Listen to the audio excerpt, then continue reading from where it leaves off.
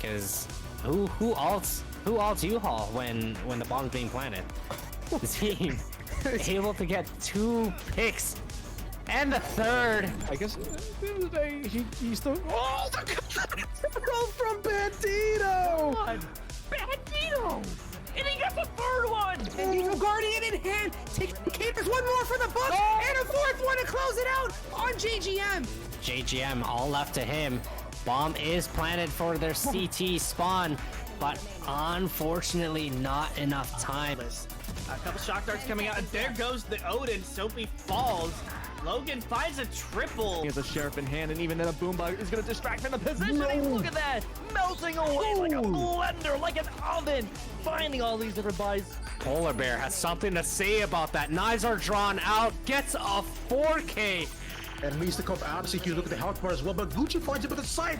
Governor will fall, and that will be all she wrote.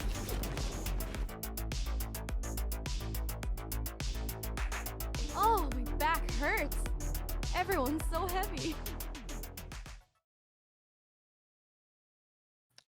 Alrighty, everybody. Hello and welcome to the GLG Hyperspace Dark Valley Qualifier. This is the C stream. We're kicking things off a little bit later than usual. My name is Vincent, and I am joined by Hawksnest today, coming back from, well, what's been a little bit of time since your last cast, but welcome back, mate. I'm glad to have you with me. Thank you. Yeah, I'm glad to be here. Yeah, it's been a little bit of a minute. You know how it gets. Life gets a little busy sometimes. So I'm very excited to be back here.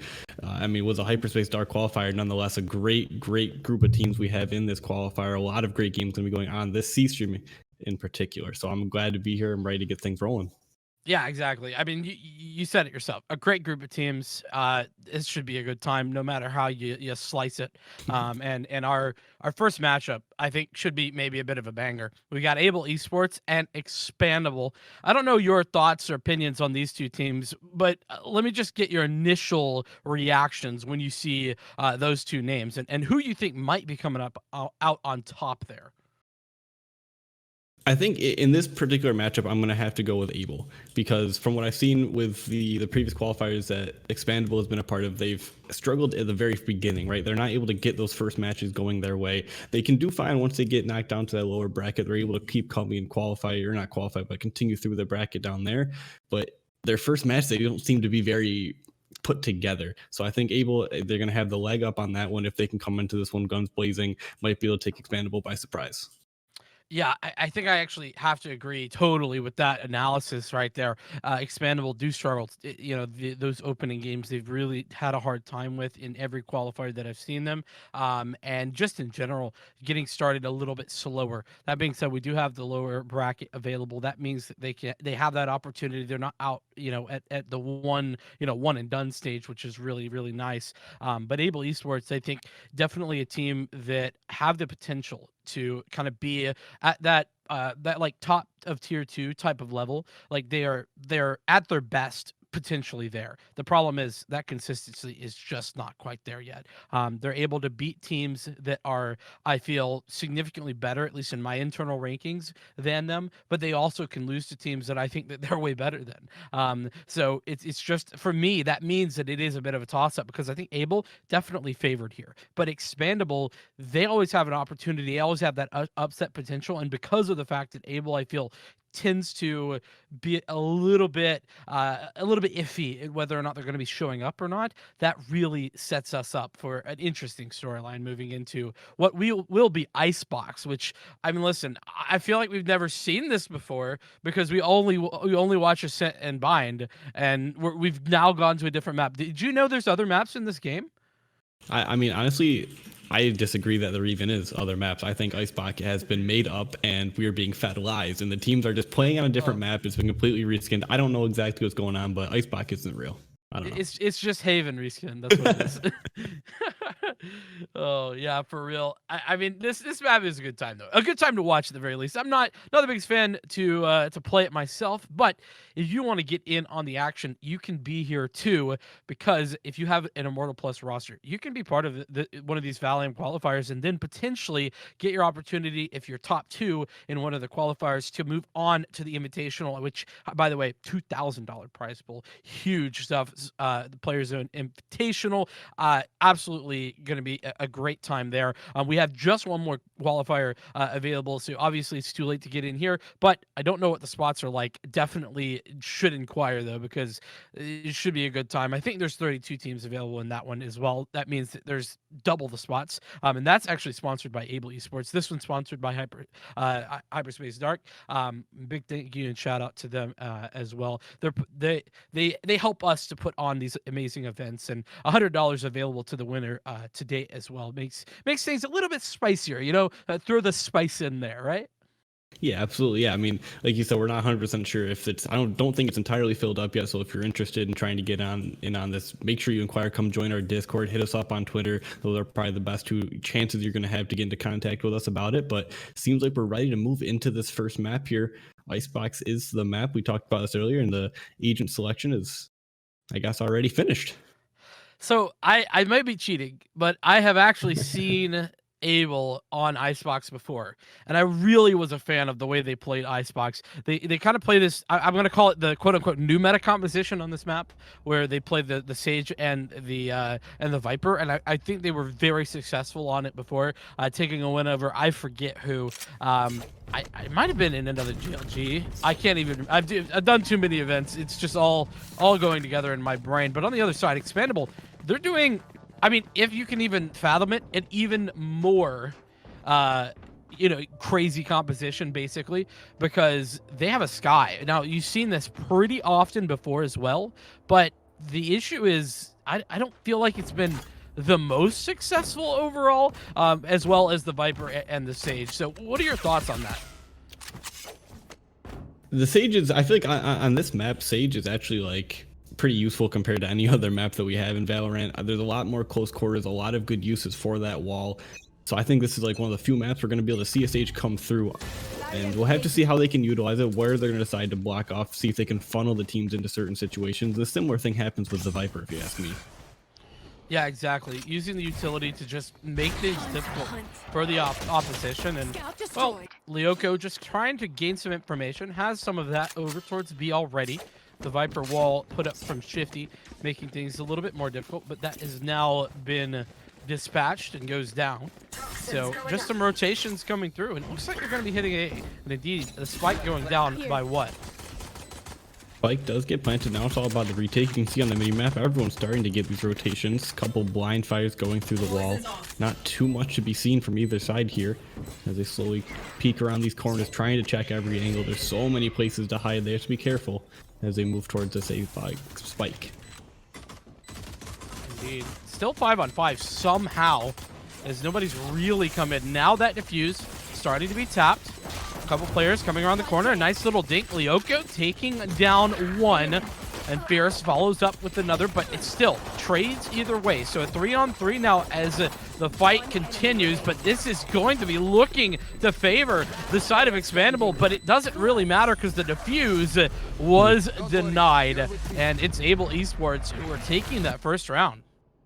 Very close there. You saw someone tried to stick that spike and got knocked off of it. That saves the round there for Able Esports. But yeah, trades back and forth.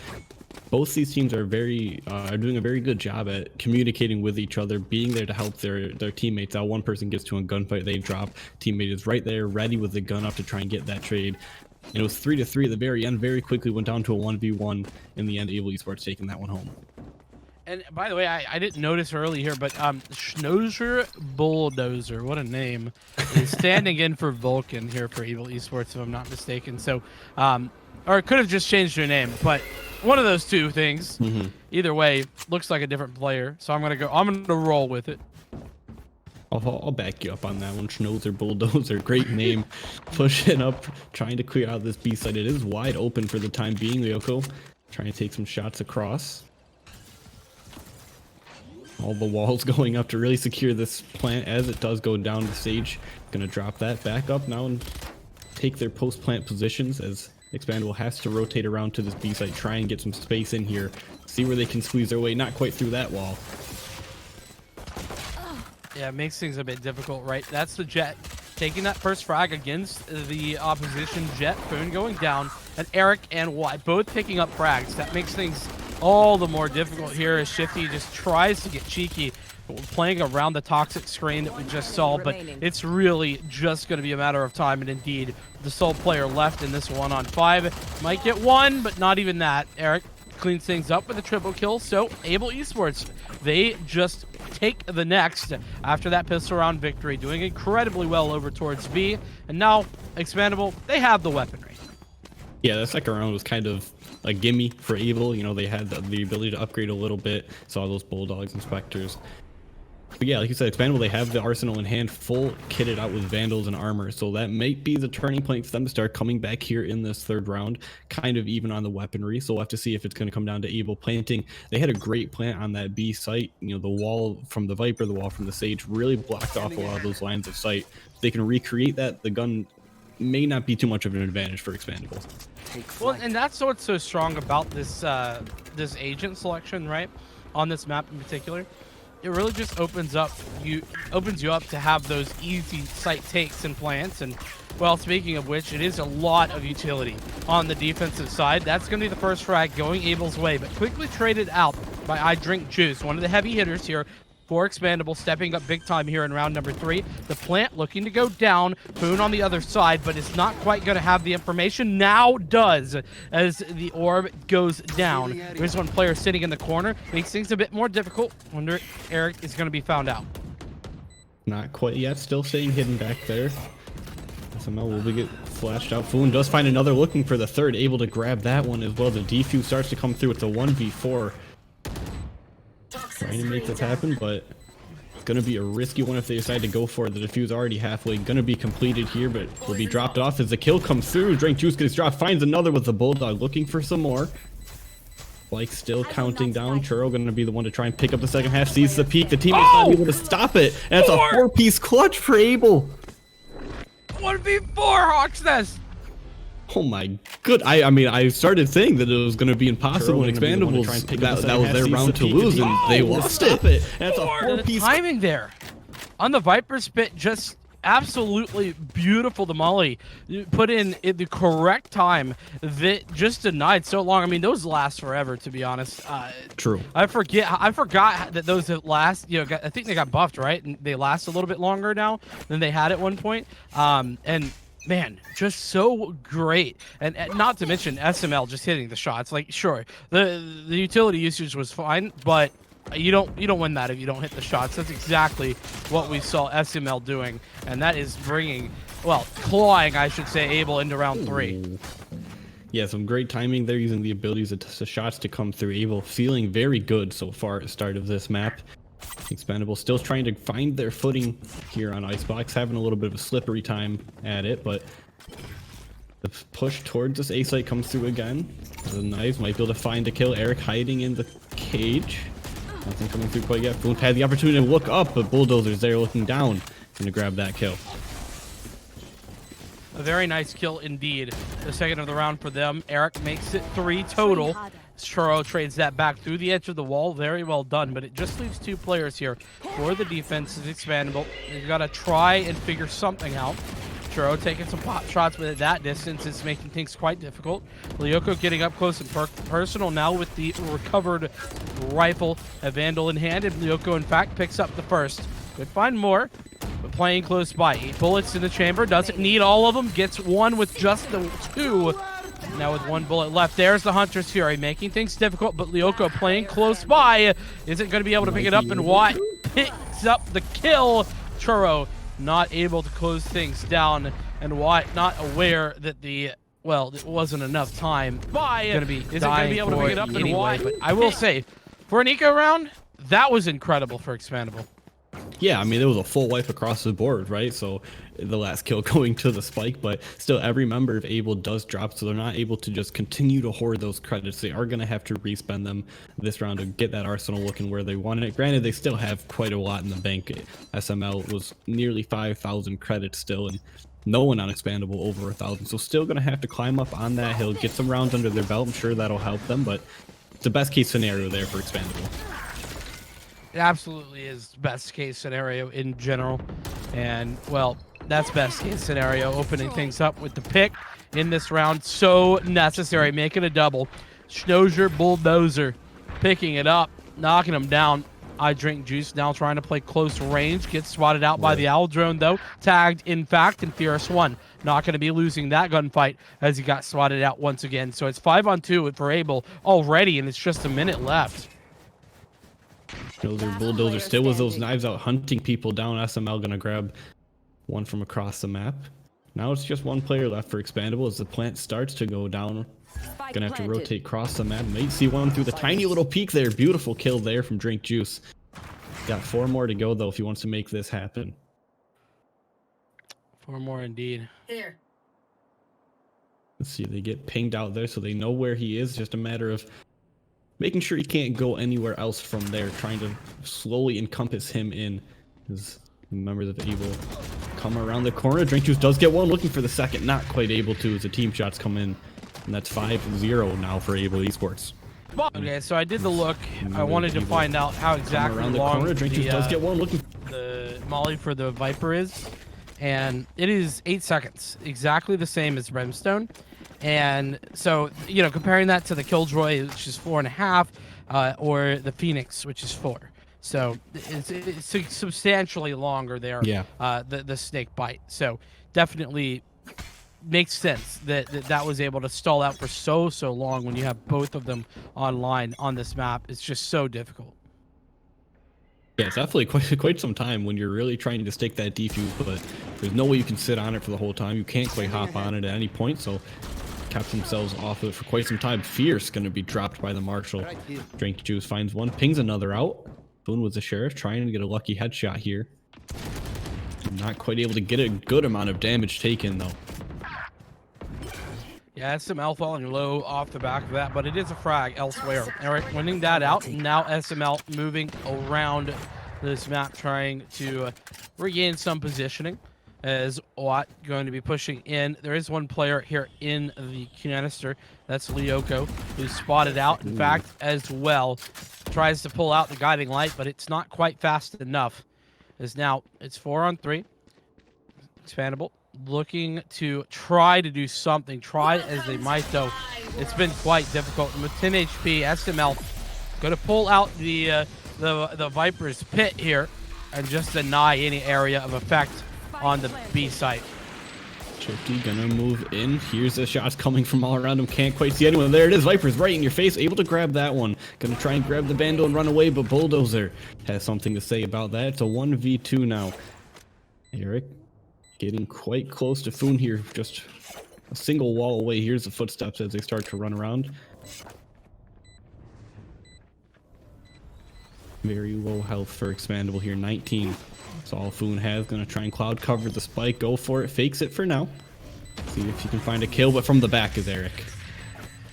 Things got a little dicey there for just a moment, but Able Esports definitely gonna move able to in. contend. Here's the shots coming from all And, around him. don't Can't quite see fall anyone. There it to is. Viper's eco right in your round face. Able of to grab that Expandable. one. Now it's back to the rifles. But honestly, Expandable are going to have to start facing the music here. They've just not been able to string anything together. It's 6 rounds the deficit, and they haven't found a singular one. So coming into this, I mean, they just need to find something else. That 1v4, I mean, it feels like it might have broke them a little bit mentally.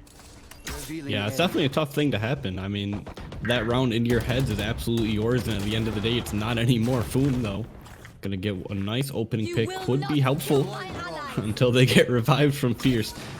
Drink Juice gonna spot another one out, trying to push up and find another pick off the rip here, give themselves any sort of advantage they can, really hoping to find a round like you said.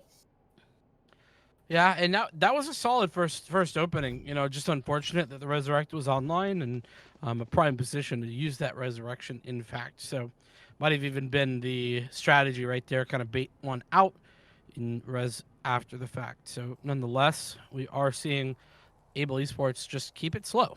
Make sure not to overcommit themselves. They are all over towards A, to be fair.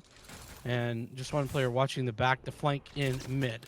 As there goes the wall up, trying to, well, convince the entirety of Able Esports to run away. I think that's going to be very effective, and indeed has not been very effective. See 30 on seconds your menu left. map towards the middle. Able Esports Viper gonna get into an engagement. There it is, a beautiful headshot onto Churro. That's the pick that they've been looking for. You can see the rest of them starting to spring into action. Expandable questioning if they need to rotate over towards B at the same time. Able pushing onto this A site. Hunter's Fury comes through, able to find one kill. Can they find any more? 9 seconds left. The spike should be going down. The Hunter's Fury not gonna stop the plant. Now Expandable in a 3v5, gonna have to rotate back towards A. Yeah, I mean, just very, very unfortunate right there. Now, on board with I Drink Juice, who throws in the sonar dart, but it's not really going to be finding much of anything. The guiding light comes in, finds some information. That's a very nicely placed shock dart, but it's not going to net much of anything. A kill, yes, but frags, well, elsewhere, falling the other way. I Drink Juice finding one more. It's been doing well to find two, but that's going to be short-lived because Watt wins the gunfight out as SML makes the noise up top to bait him out. So Expandable, they go down one more, and it's 7-0 here on the attacker side. And I don't know, Oxnest. I keep saying this on every broadcast that I'm on when I watch Icebox, but I feel like I don't really know what Icebox is. But if anything, I feel like it's defensive sided, and this is the attack for Able. Yeah, I think honestly this map is, in my opinion, one of the more even maps, just because both teams, you know, I'm gonna reword this. Whoever plays this map more is gonna win. Okay. It's just such a strange map compared to all the rest that it can be defense sided, but if the defensive team doesn't have practice on it, they don't know these angles, they don't know the proper holds, they're going to get walked right over. And I feel like looking at this right now, Expandable's having a rough time on this icebox, and Able Esports, they have a bit more practice. They kind of seem to know what they're doing. They have these strats and they're able to execute them. And Expandable just seem like they're playing very reactively, and that's allowing them to just get picked off time and time again, just like we see on your screen right now. Yeah, I have to agree with you. It definitely looks as if Able has a lot more practice on this map. They know exactly what they want to do. They know how to make it work.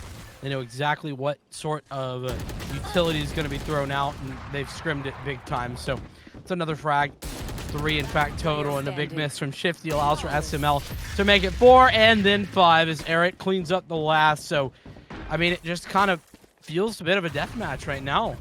Able Esports, they're walking away with it big time, and it doesn't seem like Expandable really has a good answer.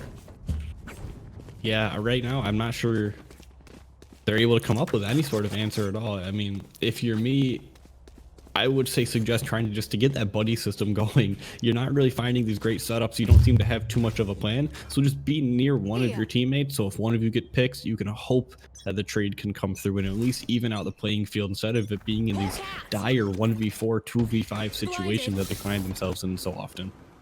That's a good shout. I think you're right. Play it more together. Just play trades. If you're not winning the tactical battle, don't play the tactical battle. And don't give, you know, the enemy 1v1s to contend with. I think that's a good shout for the adjustments. We'll have to see if they can make it happen. I Drink Juice does spot at least a couple of them out over towards that B site. The rotation's mostly underway. Gonna have to wait for the utility to come through, Yoko. Waiting to hear something. Throw that utility out, will get immediately taken out. There's 2 members right around the corner of that wall. Oh, that's rough right there for SML. Gonna get spammed down by a plethora of players. Here's one does trade one onto Churro.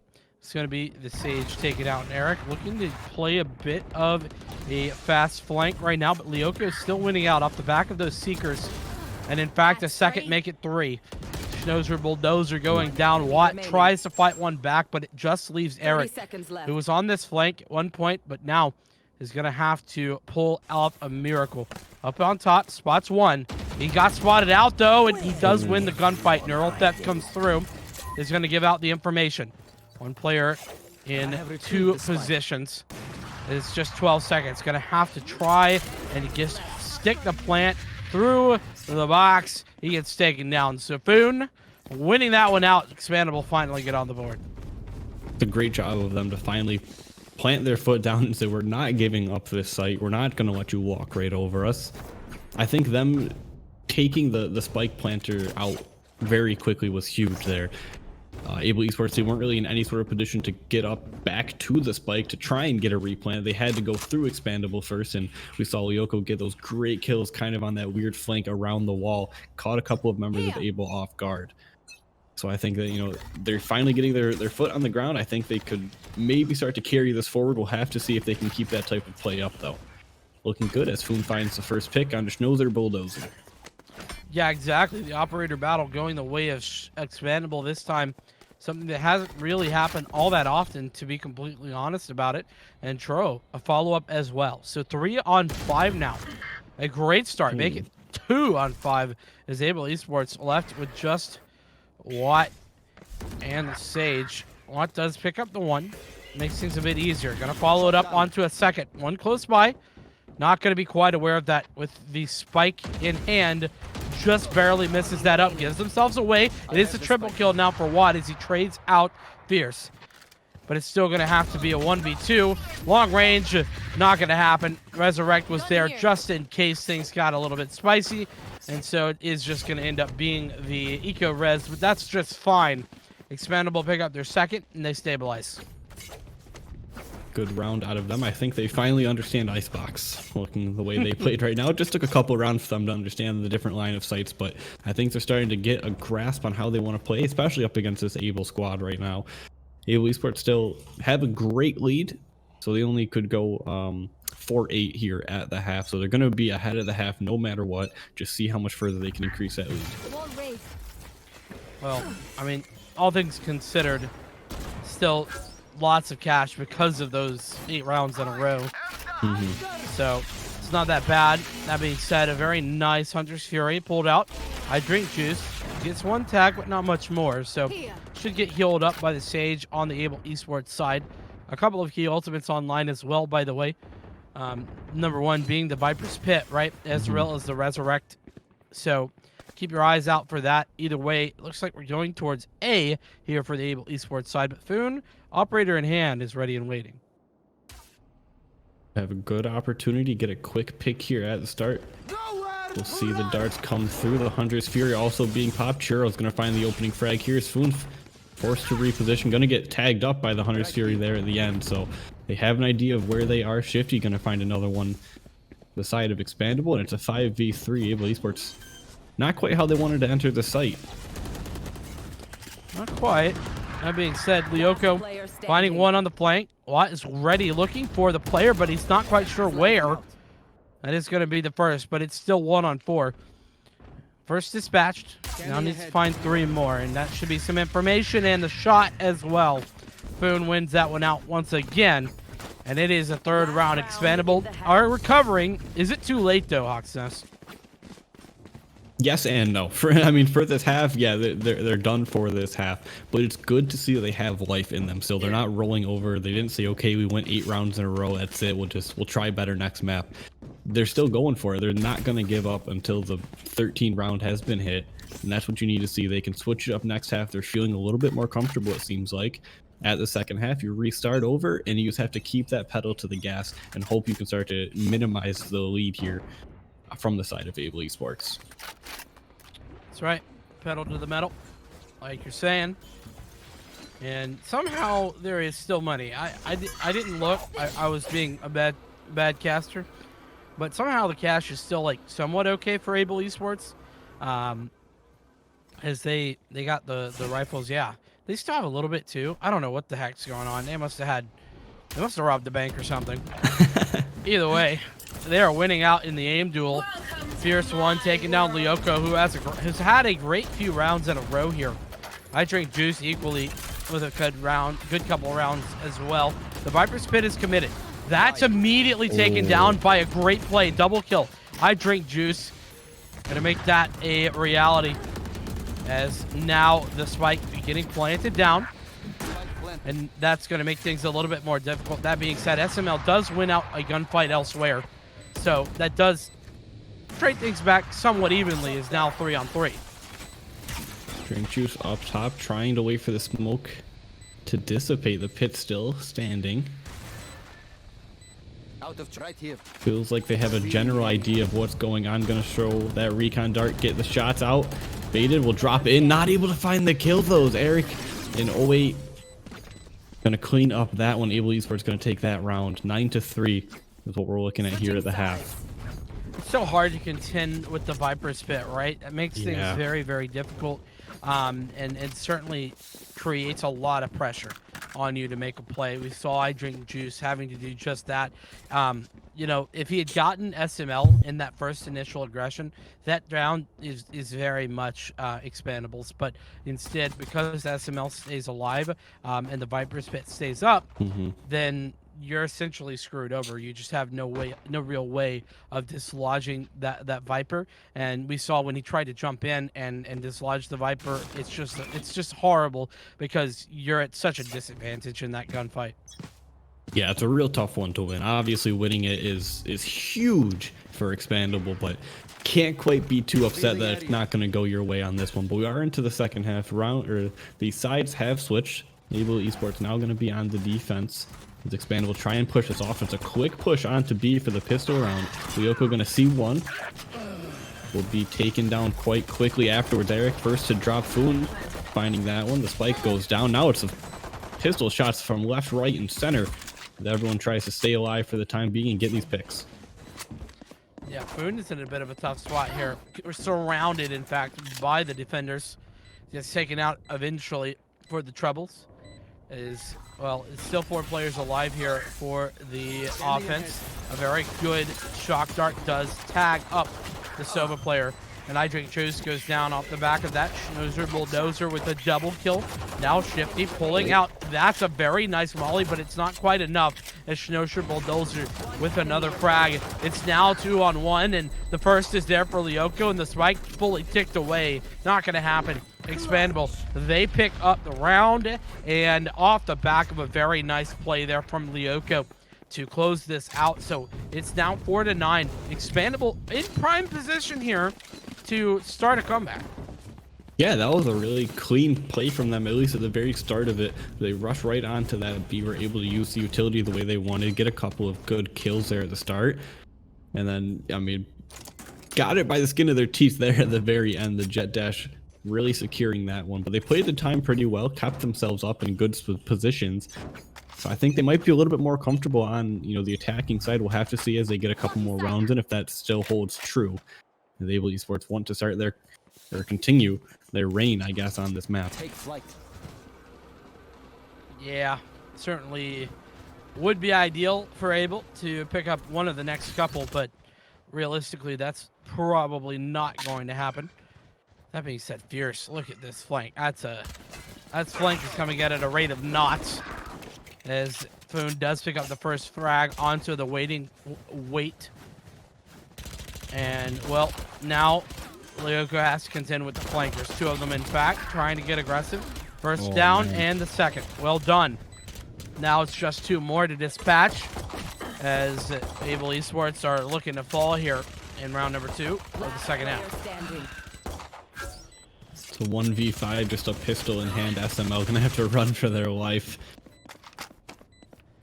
I'm gonna find the one on the back for a 3-piece that round, and when you put that much energy and time into the flank, it's gotta work. You're sending 2 players to wrap all the way around, leaving 3 players to defend the full frontal assault coming through.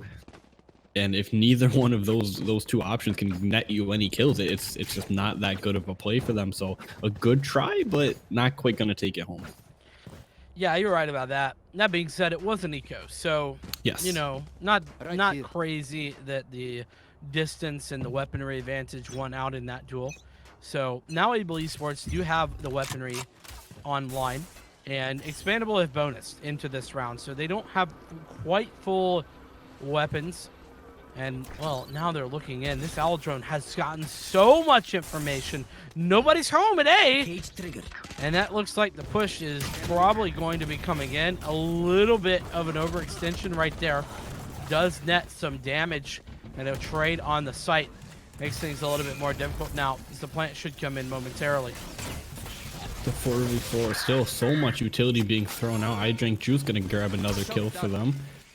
Shock Dart will go around, bounce, not quite do too much though. The spike does go down. It's a 4v3 as Abel moves in for the retake. Stomping around, Lyoko finds one, Churro finds another. Fierce does get the one kill on the end. It's a 1v3 though. Lyoko moving to this high ground. Gonna watch the spikes. A jump up from Fu, not gonna do too much there. Fierce's reaction time is good enough to find that one. So 1v2, the spike is still ticking. Last player standing.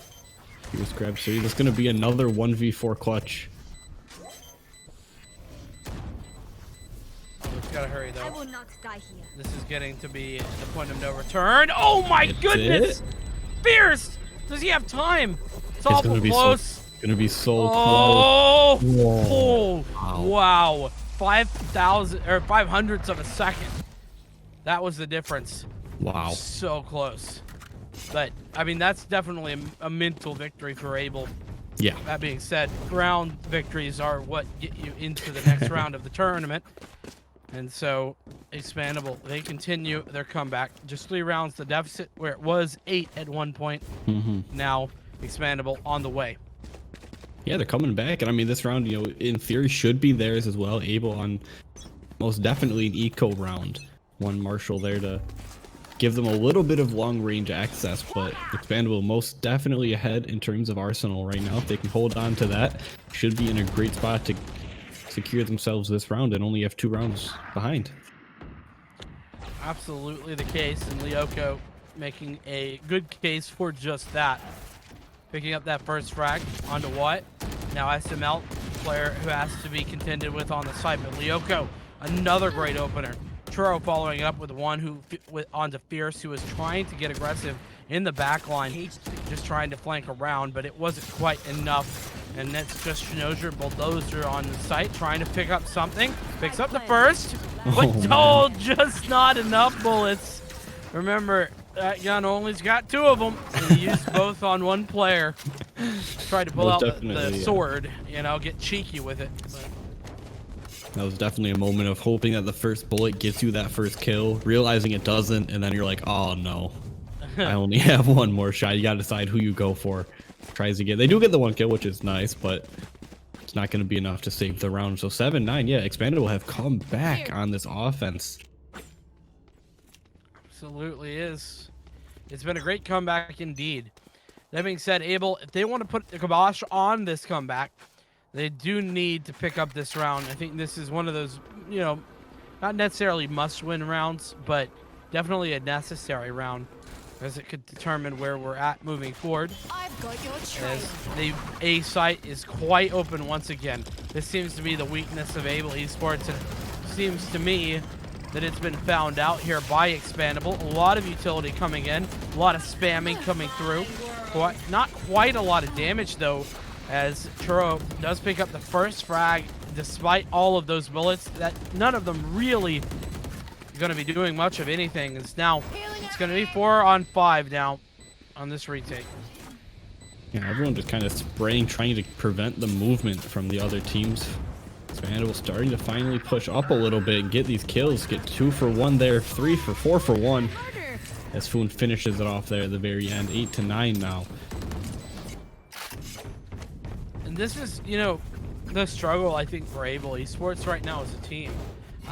They just kind of really struggle in these games where I think that they're pretty advantaged over Expandable. We saw what an Abel Esports hitting all their shots looks like in the first half, right? And then they've just fallen off. They've started to struggle quite a bit, and they're back to the eco rounds. In fact, SML has invested fully, and I'm not quite sure the reasoning. It seems a little bit questionable, but it looks like SML is going to stick with that. So, again, not too sure of the reason, but nonetheless, it is the decision. And, oh no! That was straight through the Viper's pit. A quick shut down there. Fierce one, able to find one for themselves as Shifty holds down the flank and back up. Looking for these kills, and Drink Juice has that one for sure. Quick drop there, Lyoko as well, finding these crisp shots. Eric gonna be the one to fall here. Oh wait, a headshot was the Marshall. That's a good kill there, but it's a 1v3. Gonna have to try and pick them off one by one. Sees the head of Lyoko, not able to connect that one though.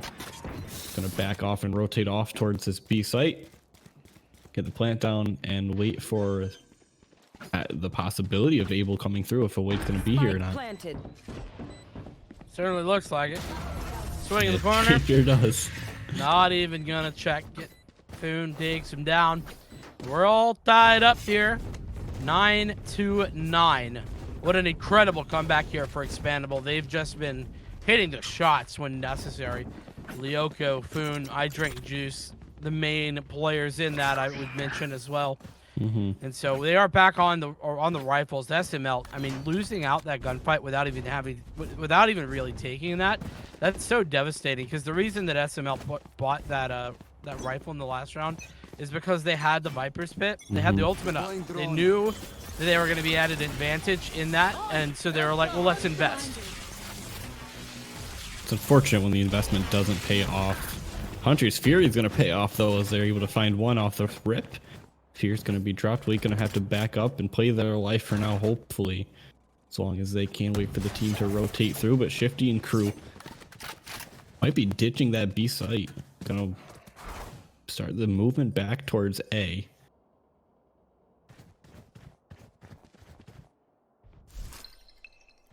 It's looking pretty solid here for Expandable.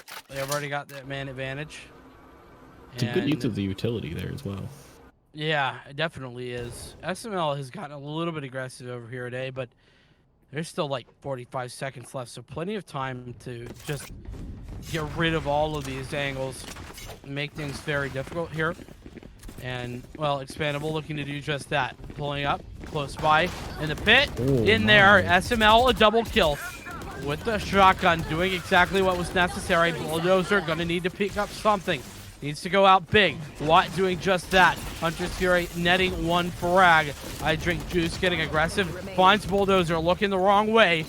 And that's just Watt left in another 1-on-3. This has just been so difficult here for Able Esports. And all three players kind of sitting in the same position. Makes things difficult, in fact. And one and done there for Watt, as it's the first lead of the game for Expandable. They go up 10-9. Looked a little bit scary there. The double kill as the judge comes through.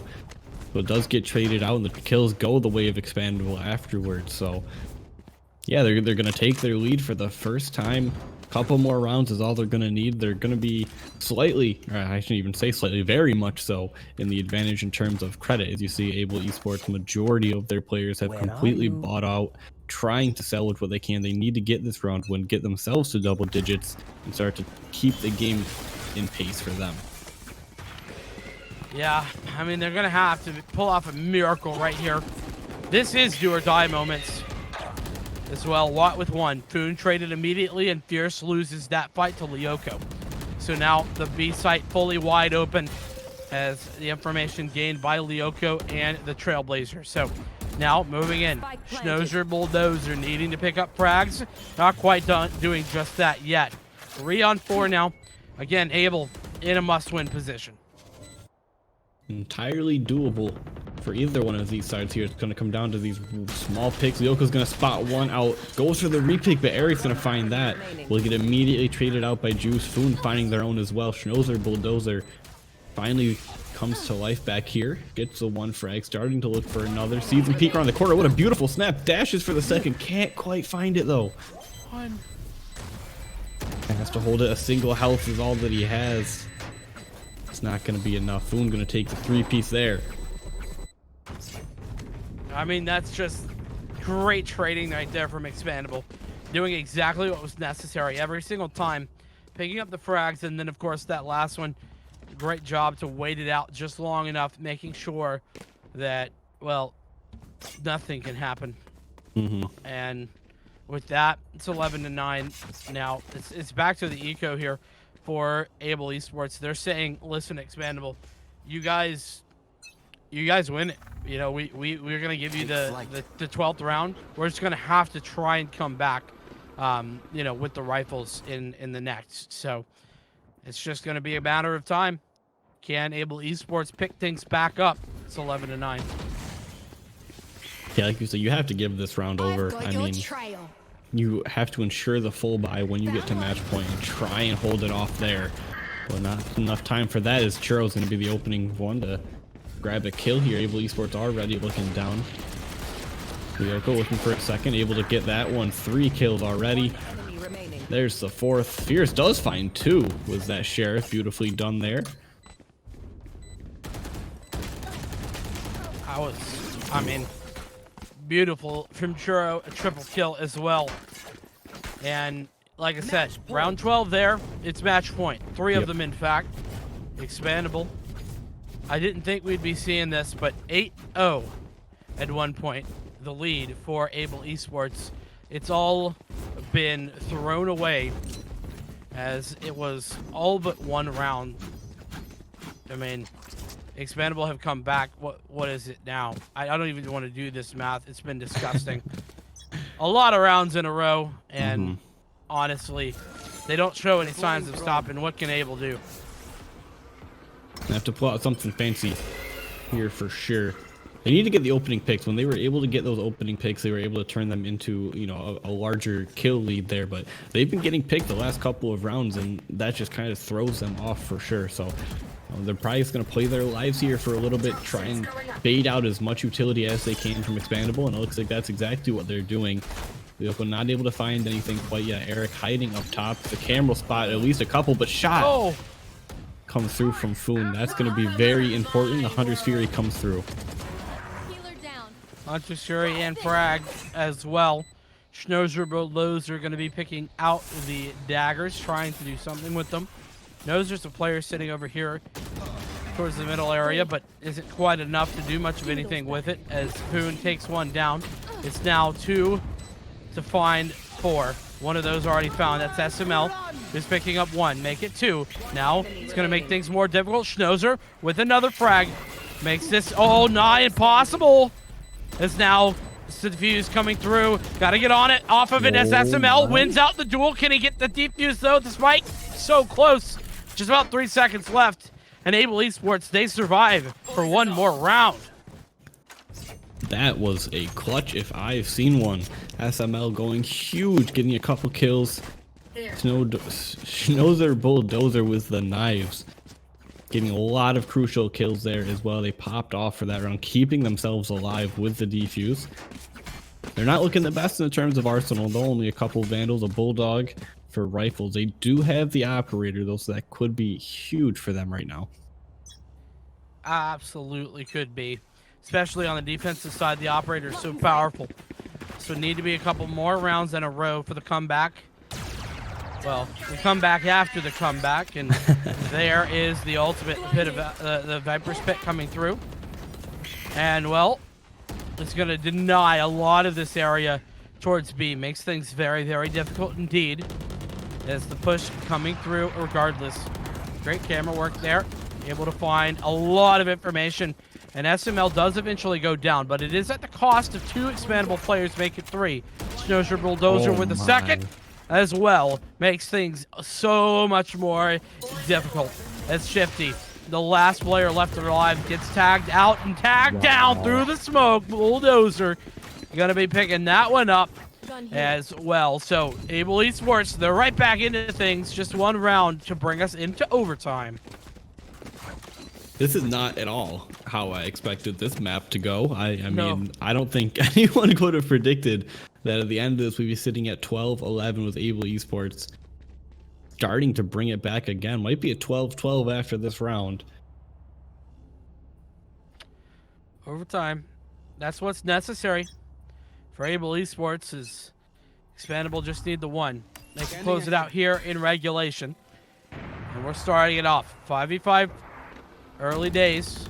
I drink juice with lots of info, but make it a 5-on-4. SML wins the fight, gets out with their life, but it is the resurrect there. It does make things a little bit more difficult as now SML at the cost of a lot of health, and that frag taken away immediately. Granted, there is a res as well for Abel, so we can see that come into play here later in the round. Yeah, SML does get healed up. Sage still has the heal on the side of Abel, so having both, you know, at the start of this round, both these teams had that Sage ultimate available. Expandable forced to use it first, which means Abel could save it. It could be used at a very crucial moment later in the round, may save the game, or not the game, the round, I guess. But now we're back to this 5v5 stalemate. No one wants to be the one to get picked. Everyone's looking for their own. Bullets start flying as Schnozer Bulldozer finds the first one as the operator. Shifty going to respond right back. Operator now out of play for Able Esports for the time being.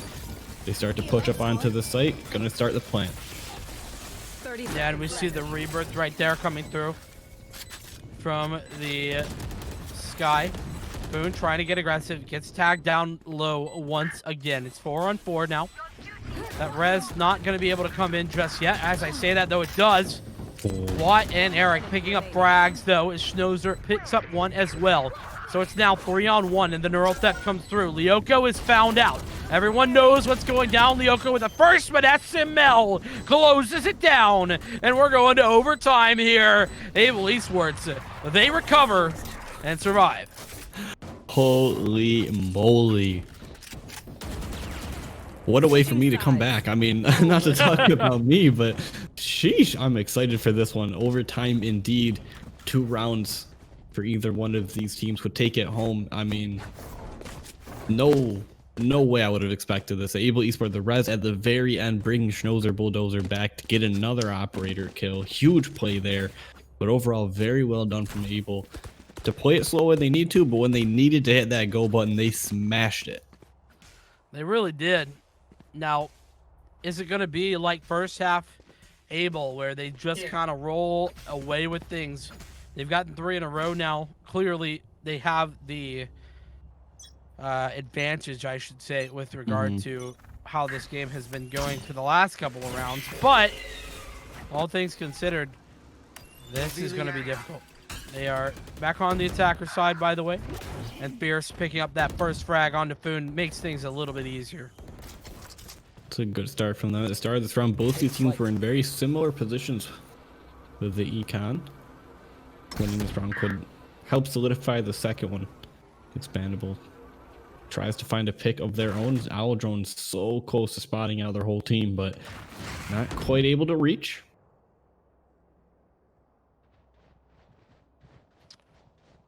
Well, patience. Out of charge. Exactly what we're seeing right now from Abel. Now it's time. Going through. That's the wall coming up. A great spray there for my drink juice, trying to deny a plant. But in the meantime, Schnozer Bulldozer wins that fight onto Lyoko, a player who has honestly been playing out of their mind here in the last half. Really taken out early, makes things just all the more tough for Expandable. This is now 5-on-3. They've got to retake. Like in a good spot for Able to keep checking. Churro's gonna find a pick. I Drink Juice finds one as well. Churro finds the second. Now it's a 3v2. Tides have completely turned here for Expandable as Drink Juice tries to stay on the aggression. Dart won't spot anything quite yet. The spike is still ticking. They're gonna have to move back towards that. Try and start this defuse. SML gonna drop the wall. Eric finds the kill instead. Time still ticking away. The defuse gets faked. It's halfway through. The 2 kills come through, and Expandable might be able to take this. It's going to be close. They got it. Just in the last fraction of a second, too. Ooh. I mean, that was just so unfortunate, number one, for Able. They had a good setup. Just didn't really work out in their favor. And just great job from Expandable, hitting the shots when necessary. And despite that 2-player disadvantage, able to come back into it and win the 3-on-5 retake. So now in a difficult spot once again are Able Esports. Remember, you do have the money, so back onto the purchase, plenty of cash. And in fact, Schnozer Bulldozer are going to be pulling out an operator, and I don't blame him. Despite the fact that he doesn't have any of the armor to follow it up, it's been very effective whenever he has this weapon. Yeah, if you're hitting these shots towards the operator, you definitely don't want to give it up. Lyoko may have just missed. Cypher right around the corner. Here.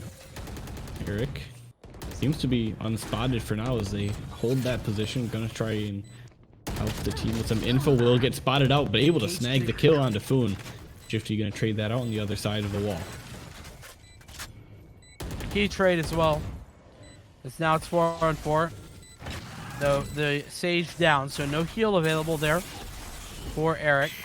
Is now the push coming through. Guiding Light able to pick up the 1. That allows for Charo to pick up the kill. Make it 3 and then dying to the Molly. What a way to end it. That snake bite kill closing things out for Expandable. And they win their opening matchup for the first time in the VAL qualifiers. This time, Hyperspace Dark Qualifier, apparently, that's their jam. Loving it. I mean, we haven't seen this so far out of Expandable. They have a rough time in the start. They definitely had a rough time at the start of this map, but they were able to pull it through and come back at the very end. Those last 2 rounds were beautifully played by them. Able Esports, I mean, it was such a close map back and forth. Both these teams really played their heart out. They really did. I mean, there's just no question about it for me. And on top of that, I'm just really impressed with the mental fortitude that Expandable showed right there. Lyoko in particular really stepped up so large, for Expandable, something that we haven't necessarily seen all the time. And I have to give props, honestly. I think that's the first time I've ever seen the Sky in competitive play have a lot of value, just in general. Yeah. And I mean, I'm not talking from the from like just the general use case for the kills, the stats, which were good. Let's not pretend. Lyoko ended at 22 and 20, along with Churro, who also had 22 and 18. But in general, the utility usage from the Sky actually got a ton of value right there that I just don't typically see. That's not been my experience with Sky in the more regular scene. In ranked it's a little bit differently, right? Not really a big deal, but yeah, just props all the way around. Lyoko is stepping up big, like I said. Yeah, absolutely. I mean, that's definitely proof that Lyoko has put the time in on Sky. It wasn't just a random pick, like, yeah, maybe Sky works on Icebox. Like, they thought that through. They put the practice in, and it paid off for them massively there. I agree with you on the utility usage from Expandable as a whole. I felt was pretty good at picking when to use their utility, how to use it, matching up the different agents' utilities properly. So it was a good job. Yeah, absolutely a great job.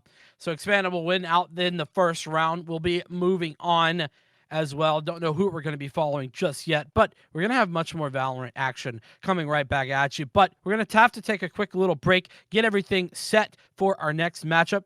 And as soon as we get that ready, we'll be right back with you. We'll be back.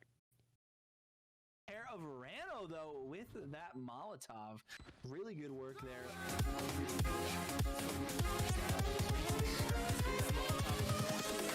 Invincible.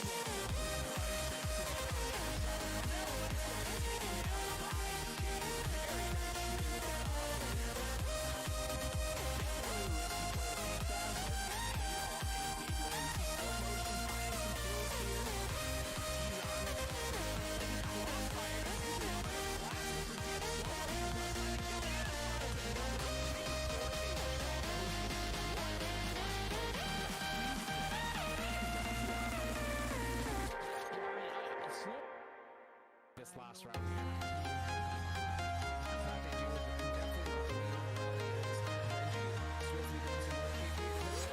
I'm walking alone, the streets are empty. The only thing I can see is my own silhouette. I'm getting stronger, step by step. The clock is ticking, but there's no time for me. I've been flying from town to town, from London to Taiwan. I've been all around the globe, trying to protect your soul. We are heroes tonight. We will fly above the sky. We are heroes tonight. We are heroes tonight. We will fly above the sky. We are heroes tonight.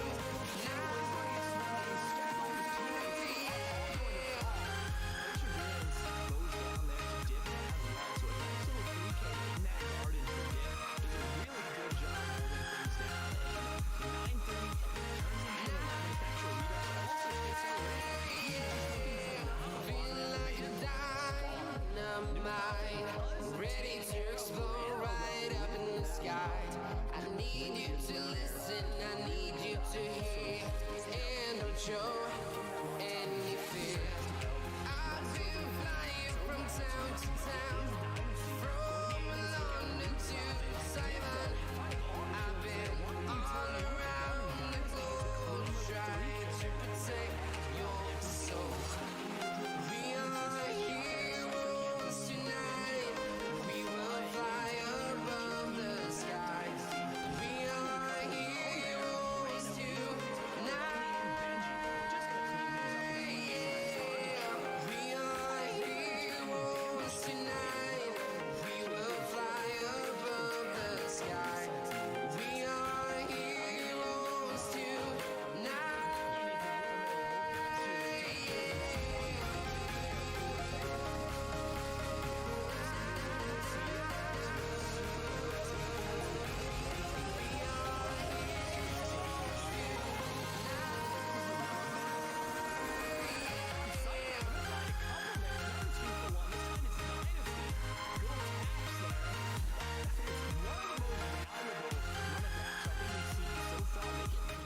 Dynasty there. Shay's gonna figure out a 4 versus 4.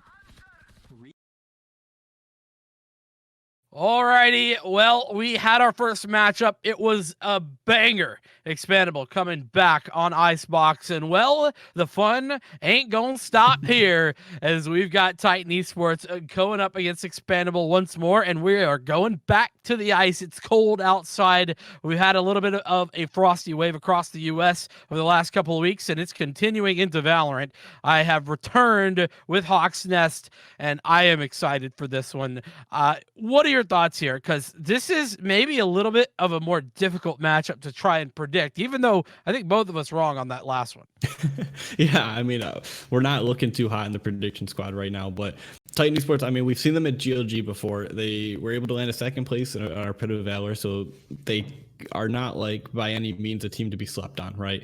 Expandable, the same thing we've talked about before. They've had a bit of a rough start in the start. They're able to come away with their first map here for the first time, so that's good. If they can ride that high and keep playing the way they played there near the end, this could go in their favor. Yeah, I mean, it's certainly could go in their favor, I think. This one kind of for me maybe a little bit of a toss up, mostly because I think I typically would actually favor Titan Esports in this matchup, just because, just to be blunt, Expandable hasn't really given me a lot of confidence in their roster the last 3 weeks with regard to the VAL qualifiers, and they don't typically play a lot of other tournaments, at least not that I'm aware of. They might be playing in some tournaments that I don't know about, maybe our collegiate roster that has been picked up by an org. I don't know, but the point being that they don't have a lot of film on them, whereas Titan, they get out there, they play quite a few. They typically are going to be You know, when it comes to like the Sunday Showdown type events, they're typically going to be going out in groups. Unfortunately, that's just been the MO. Sometimes able to make some upsets, sometimes able to get out, but typically first, second round playoffs, not going to be able to get past that. But they've had some big upsets, and so for that reason, I think Titan Esports in my brain, it's like, okay, well, this is probably going to be where they're at. But Expandable, after that performance last map on Icebox, going back to Icebox, I have to be honest. I think that I might favor Expandable here. Yeah, I mean, yeah, for sure. Titan Esports are definitely getting their reps in, trying to play as much as they can. Like you said, Expandable, we're not 100% sure what they've been up to outside of GLG, but yeah, I mean, that's showing that we just saw it's the same map, it's the same type of situation. They can just pretend like they're still playing that match. You know what I mean? Like they were feeling good. They're like, we're running it right back. Yeah. That could be a benefit for them. I'm not sure what map Titan Esports just played on. I kind of feel like it's not Icebox, and if I'm wrong, I don't know why everyone's picking Icebox, but we'll have to see how the agent selection goes as we have that up on our screen right now. Well, I certainly am a big fan of this map, or at least watching of it. It's a lot of fun, and we had a lot of fun last game. Let's continue doing just that. Shady, picking up the Viper. I feel like that's somewhat of a necessity right now on this map, and Gozu onto the stage as well. No Sky, though. That's going to be Lyoko's playground, and that's to be expected as, well, it's just been a great showing already. Icebox, round 2. Let's get it. And we mentioned Lyoko Sky at the end of their last map there before the break, how much use they got out of it. So if Lyoko can play that same type of way, still get as much utility across the board as they did last time, it's going to be just as influential. So definitely someone to keep your eye on this map. Yeah, definitely is somebody to keep your eye on. I have to agree with that. And on the defense here, Titan setting things up, wanting to spread things out, get acquainted with how things are going to be going. And honestly, this is now kind of an opportunity for Expandable to continue running things back. Remember how dominant they were on their attacker side? Well, this is just it. They're going to be going back, starting just there. And we talked about how this, can be a defensive-sided map in general. But again, it is dependent on who plays this map the most. Across Shark Dart. Going to do a good amount of damage there. Expandable pushing towards this B site still. They found some success here last time. They're trying to make the same sort of pistol play. Spencer starting on that flank in the back. Gonna have to keep an eye on them, see how long it takes for them to get the rotation through. Meanwhile, Expandable fully onto this B site. The plant starts. Yeah, plant starts and finishes. Titan Esports are gonna have to do the retaking now. Drink Juice going to be picking up that first, and Boone with the second. It's quickly going to be traded out. Rather, not traded out. Now, finally, the Jet taking up the kill onto the opposing Jet. And so now, 2-on-5. That's going to be doing a little bit of damage. Nice shock dart. Able to pull that off, and that's a good guiding light. Able to pick up a blind once more. So it's just 2 left. One trade comes through, but it's tagged low here for the Jet, and that is going to be it. With 44 HP, Lyoko not going to be able to do much of anything, and picks up that frag. So Expandable, they're up 1 already. Yep, great start there. Coming in strong, just wrapped all the way through that B site, and the flank coming through from Titan Esports got read by Expandable, able to cut that off before it could do too much damage. So good work there, making sure that going to that B site leaves a lot of opportunity to come through the middle of the map, to come through that A site, get yourself a flank going off. So good read there from Expandable to stop that and shut it down. Now we're moving into second round. Both teams kind of set up towards this A site.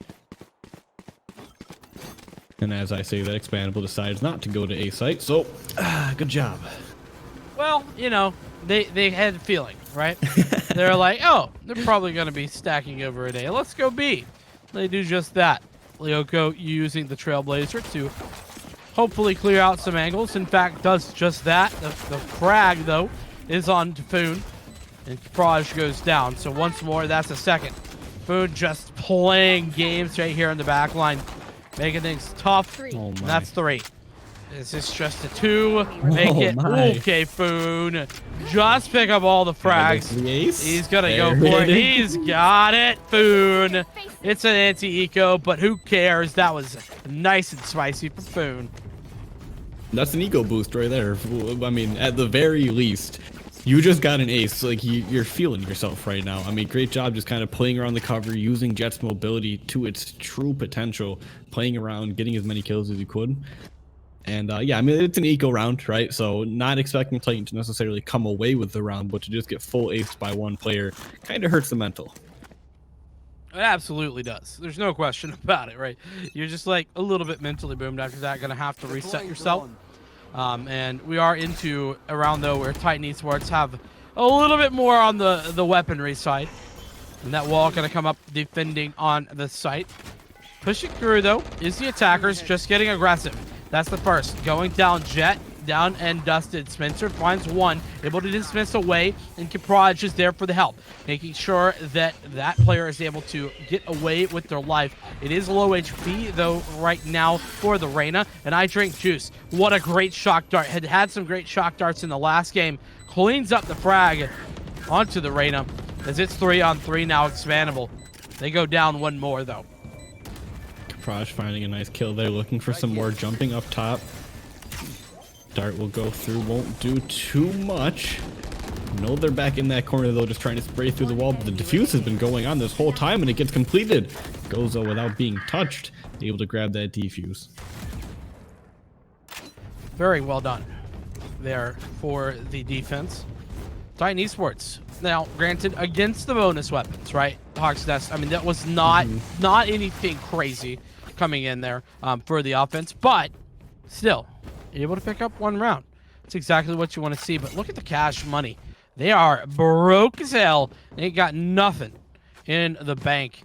And well, Titan, I don't know what do you do there? Like, you just have to try to pick something up. Shady has to pick up a Spectre, and everybody else, you know, fairly low.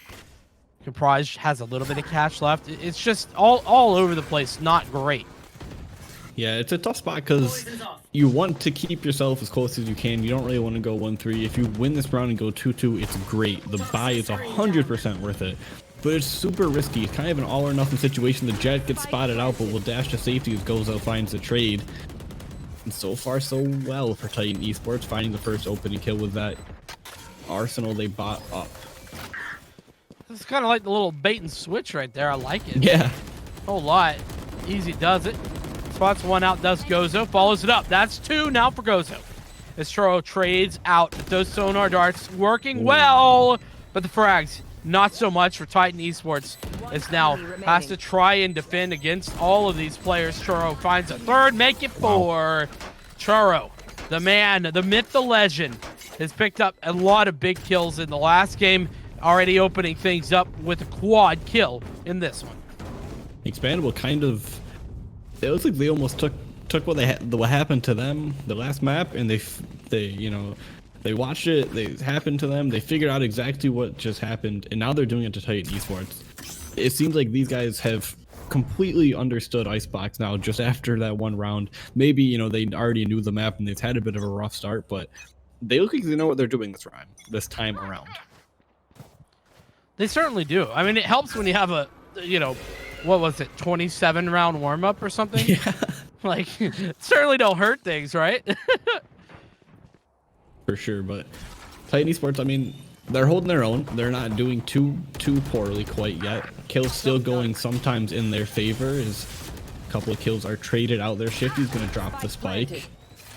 So much utility on your screen right now, trying to block everyone off. Doing a good job of that as well. So Titan looking to get a little bit aggressive here. Shady in a good spot, but it's going to be about timing.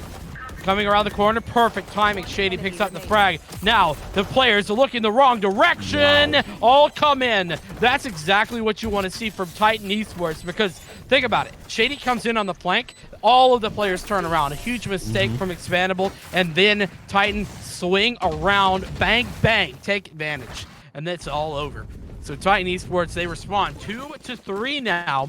Expandable, they're back on the back foot. drawing board time, as they still have plenty of cash to buy in, but a nice round for Titan. Yeah, that was a huge flank. I mean, just like you said, the one player, Shady, goes on that flank, gets the first kill. Everybody from Expandable turns around, and that's a bit of a communication mishap there, possibly.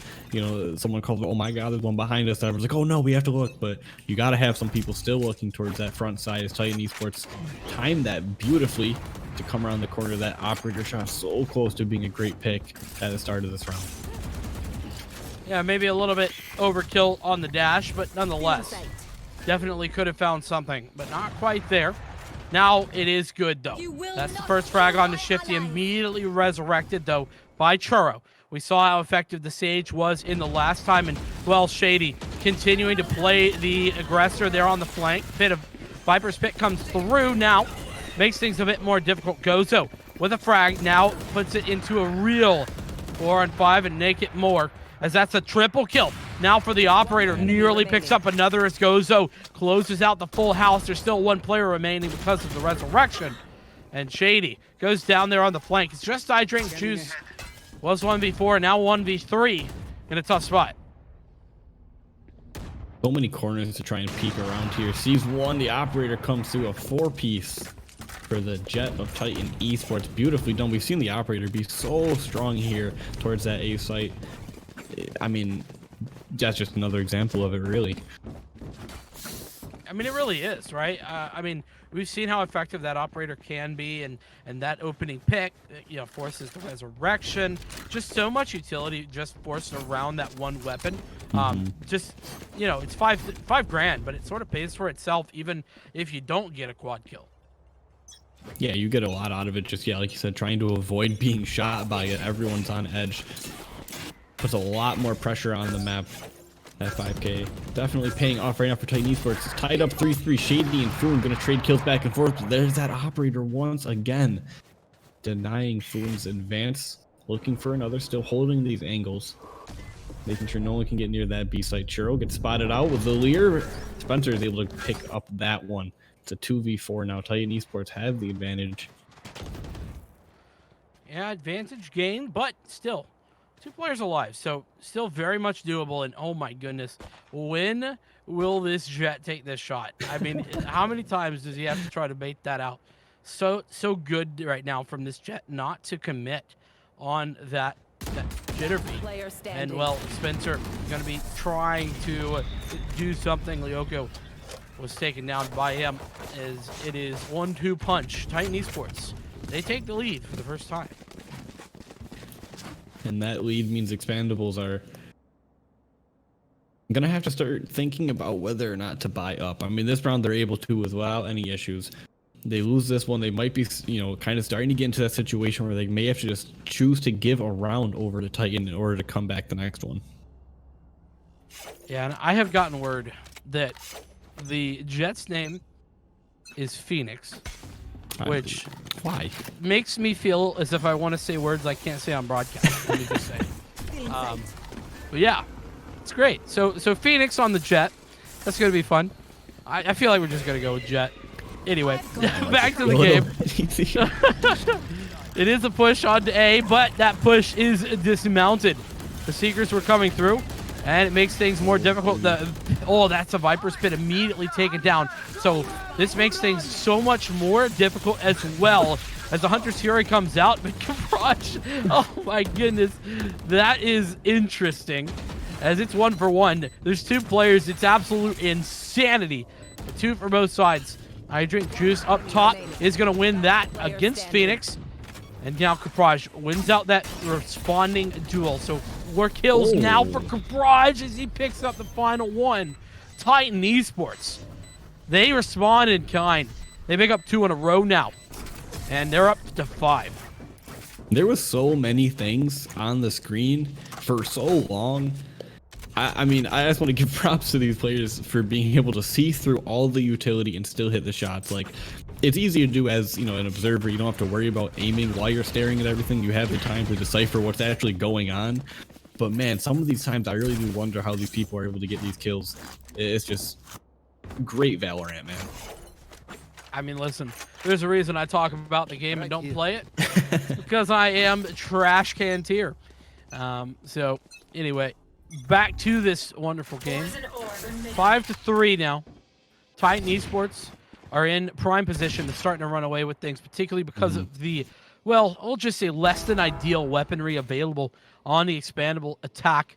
And that's the first frag. Shady taking down Lyoko, a big fragger for expandable. Gone, done, and dusted before this can even begin.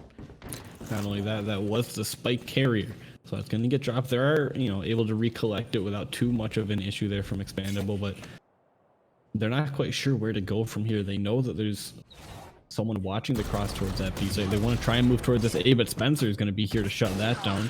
Going to grab the first kill onto Shifty. Drink juice. Almost finding a frag themselves. Shock Dart goes through. Not quite going to finish it off, though. That was nearly another very well-placed Shock Dart, though, to get rid of Spencer on the retreat. But Spencer does get healed up by that Sage. So things are definitely looking up. A missed shot from the Marshal does allow for Spencer to get that frag and the overheal as well. Takes the second. Now takes the duel. Quad kill for Spencer. This is a flawless victory for Titan Esports. There's been so many, multi-kills this stream. I mean, last map we saw a couple 4Ks and Ace. This map we've already seen a couple 4Ks. And an ace? And an ace, actually. I completely forgot about the ace because there's just been so many insane plays. But there was one before as well last map? Yeah.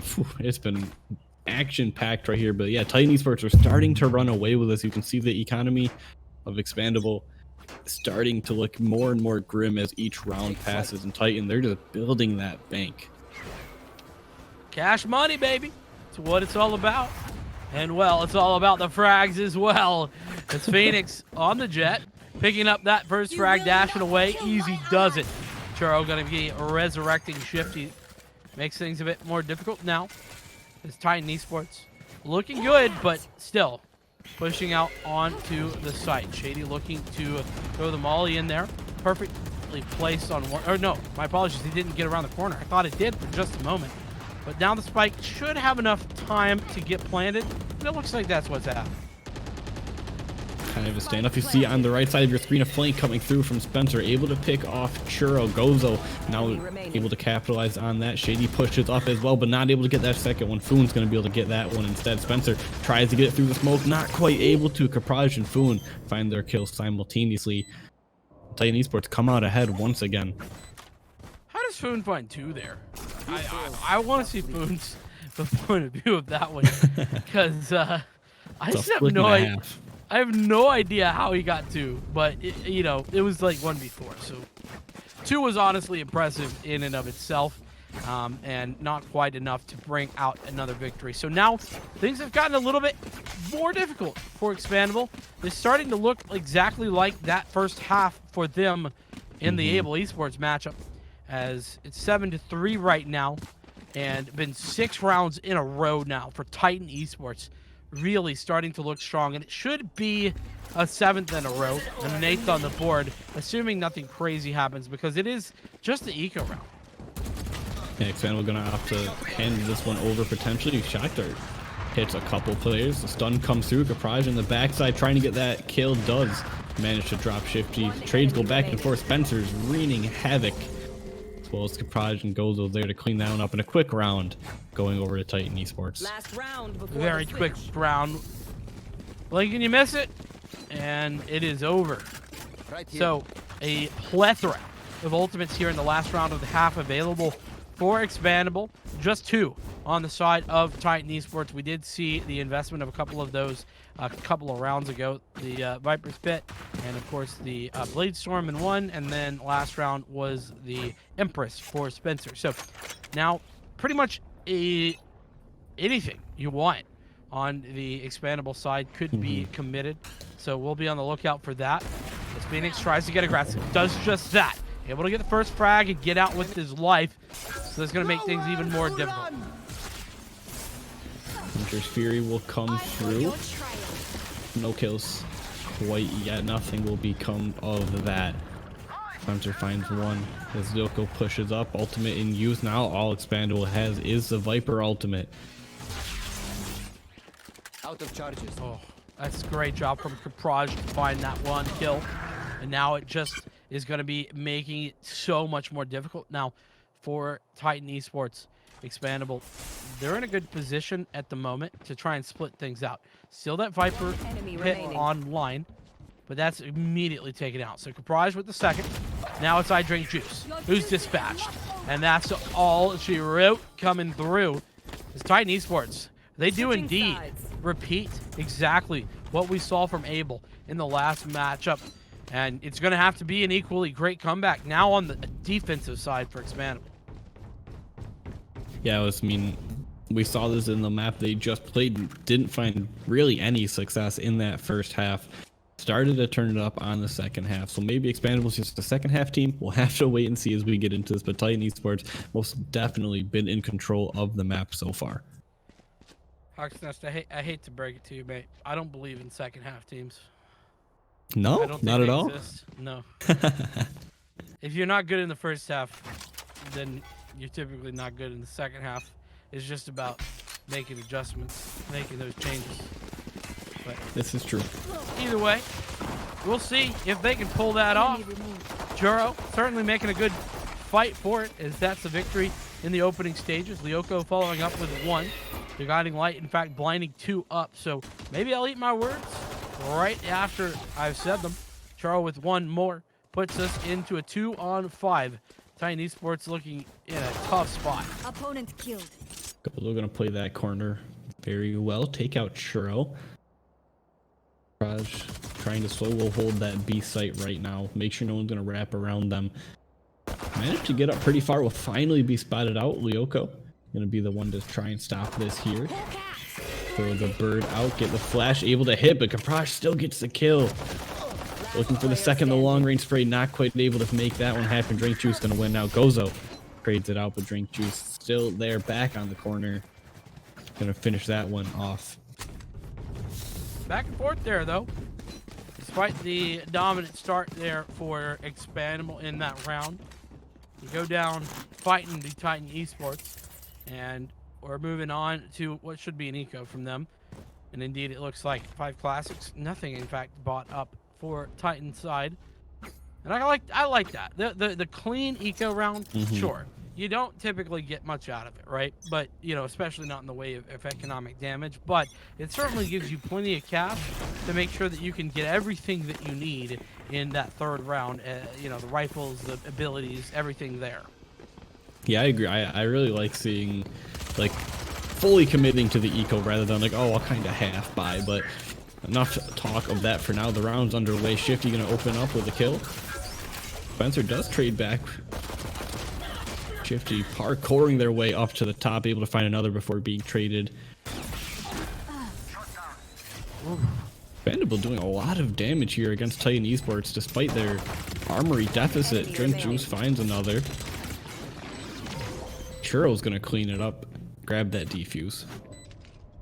Yeah, I mean, a great job for Titan to pick up 2 frags even with just the classics. And there was 1 frenzy pulled out, by the way, just yeah at the very end there. So definitely don't want to forget about that one. I saw it, don't worry.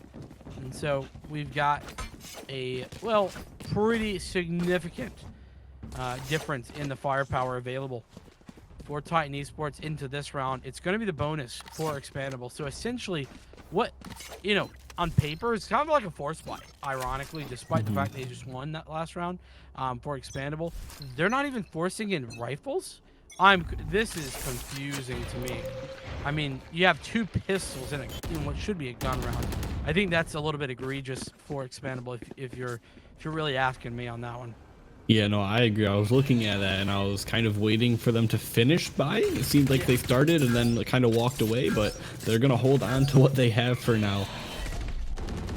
Trying to get onto this A site. Foon going to be the opening. Going to dash right into Gozo's bullets, though, so the trades come through. It's a 4v4 right now. Titan Esports have the Sage Resurrect available if they choose to use it. Phoenix going to dash away and get a beautiful 1-tap onto Churro. What a kill. That is massive for Titan Esports as they drop the spike. And that was incredible, yeah. I mean, just kind of, I honestly, Tro just kind of wants to uninstall a game right now. That's what I would want to do. Try drink juice, trying to find this frag, but Shifty's gonna find it before him. So now 3-on-3. It's all things considered not bad. Lyoko blinding 2, make it a double. Caprage now last left alive, and it's not gonna be. So I gave him crap. Expandable not buying in, not committing, but it sure has worked out. Now their economy is going gangbusters. It's looking wonderful, and they would get to recover some weapons. So I mean, it works out. I can't argue with the results, as I always say, Hawksnest. No, I'm with you. I mean, I also kind of doubted it, but I guess they had more of a plan than we understood from them right there. Now Titan Esports gonna be the ones to be on the eco round. A bunch of sheriffs in hand, full 5 sheriffs going into full 5 vandals. So Expandable should be expected to take this one home, but we've been upset by these things before, so who knows? Titan Esports might be able to pull it out. Hey man, sheriffs are random. They can pull you out weapon rounds every time, and it's honestly a little random when that occurs. But Churro, Shifty, are going to be missing things out. Pick up the first 2 frags, leaving just 3 of these Titan Esports players available. They are moving on to B. One of those already there in the Spencer. One player moving around that guiding light, able to blind up Spencer on the edge, on the corner. Everybody taking a chance to try and peek, but pretty much everyone taking damage, and a frag now for Lyoko. Caprage, though, swinging back around the corner with that Bulldog. Able to pick up 2. That burst fire, so effective at times. But since it's just a 2-on-3, and Shifty's very far away from any of this action as the Owl Drone comes down, it's just trying to get some information, find out what is available, and the Resurrect as well. So now, even Steven, 3-on-3 is Titan Esports. They're committed. It's effectively a 3v2 over towards this B site. See on the minimap, the Viper just trying to make sure they're not going to rat back towards A. The spike will be planted though, so should start moving up, see if they're going to pick this up or not. Shifty's going to grab that 1 kill on Dispenser in the back, and that'll do it. Back to a 2v3. Caprage finds their 3rd of the round. Gozo finds another with the Sheriff. The Hunter's Fury does get popped, just dissuading any attempt of movement.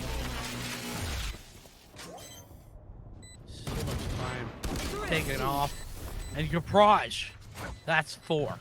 A thrifty round. I said it can happen at the best of times, and Titan Esports delivers 10-6 now, and a loss at probably the worst timing, because that's exactly the round where Expandable's economy starts to stabilize fully. They're gonna have plenty of cash for this round, but probably not for any rounds following. If they were to take heavy losses or a round loss into this one, Expandable are looking a little bit dire in the cash. Yeah, so definitely a high risk, high reward, high potential reward here for Expandable. Spencer gonna jump over the Venom there.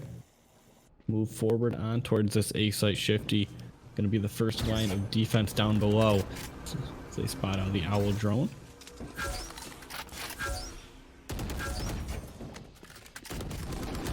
Good start. Not bad. Expandable standing strong on their defense. Not really giving much of anything up. Just 2 players over here towards A. There's 5 for the attackers. And it looks like that push is incoming. Lear comes out, trying to clear out some of this area. Does just that. But they're held off by the snake bite. Very well placed as well, as the Empress is now engaged. Makes things a bit more difficult in any gunfight with that increased fire rate. Spike goes down. Shifty looking to make it a little bit more difficult now with the Viper's pit coming through. Covers up the entirety of that spike. Forced to move to the higher ground is Expandable, but it's not going to be too useful. Shifty going to get dropped in with that. The goopy green goo will fall as well. Lyoko and Foon trying to make this happen. Spencer is the Empress of this A site for sure. Foon will shut down Shady. 1 health left on that spike diffuser. Spencer is going to have to find that kill. Does. That's 3 for them so far. Picked up the gun instead of reloading, but not quite able to finish it off. That's 3 as well for Foon. Expandable going to come away with this one. They should have more than enough time for that defuse. They certainly do, and I mean it was a valiant effort, I have to say, from the Reyna right there. Tried to do everything possible, but Spencer just could not make it work. And honestly, running out of bullets, that was the worst, right? You have to try and make a weird play. You have the Empress up, you know, so you're fully invisible, but it just wasn't enough. And Titan Esports, they win one round, but it is short-lived. Because of the fact that they won an eco, though, they still have enough cash to buy in. So this does give them a second opportunity where normally they would be in economic disrepair. They do have enough cash to buy back. So could be a good opportunity for Titan Esports to respond very quickly. Very quickly, they do seem to be moving towards that A site. Knives out for the Jet. Dashing across will drop the Viper. In sync with Spencer finding Foon. Drink Juice trying to peek up top here, but very afraid. Shocker will be a little bit too far. Not going to stop that spike for now as the kills have gone back and forth. Expandable down 2-4. Well, that's one fought back. Making it 2-on-3. As there's two players sitting underneath here. This does make things a little bit interesting. But peeking out at the right time is Phoenix. Able to pick up another with those knives. And in fact, follows it up, trying to get the right click. Maybe a little bit over aggressive. It's still a 2-on-1 though. So definitely in Titan Esports' favor. As now it's Lyoko who has to push in. Has one guiding light available. Picks up the first. Doesn't even need it. Now the guiding light is being used, but isn't quite ready for Gozo underneath the balcony. And so now that's another round. 11-7 for Titan Esports. And I thought Gozo might die there, but got out because the spike didn't quite actually go off. And Expandable, I mean, they've been on the comeback here, right? But it's just not been quite fast enough. And every single round that Titan Esports picks up is just one round closer to victory. Yeah, trading these rounds, it's not awful if you guys are nearly tied or actually tied, but Expandable is in that deficit, so like you said, every round they lose just brings Titan closer and closer to victory and brings Expandable closer and closer to being kicked out of this bracket. But they're not out of it quite yet. They're going to still play till they can't play anymore. Phoenix going to find that opening kill as they start to move towards this B site, though. Well, good moves. Exactly what you want to see. Spencer spotting one out. Able to try and win that fight. One's the first and the second. Spencer, the spray transfer. What a madman. Able to pick up both the frags, make it 3. And Spencer cleans up the triple kill. It's just Shady to pick up Foon.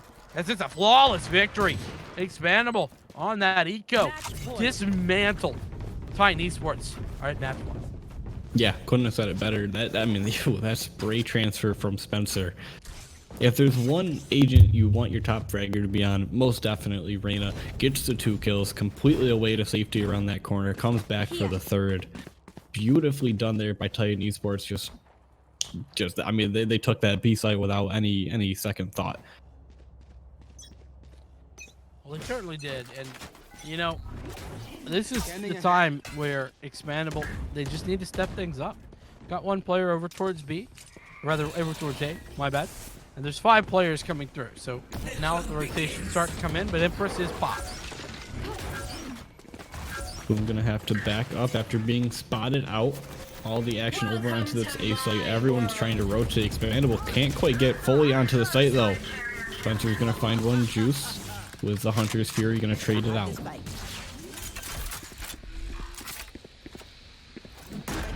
Spencer able to get the spike planted.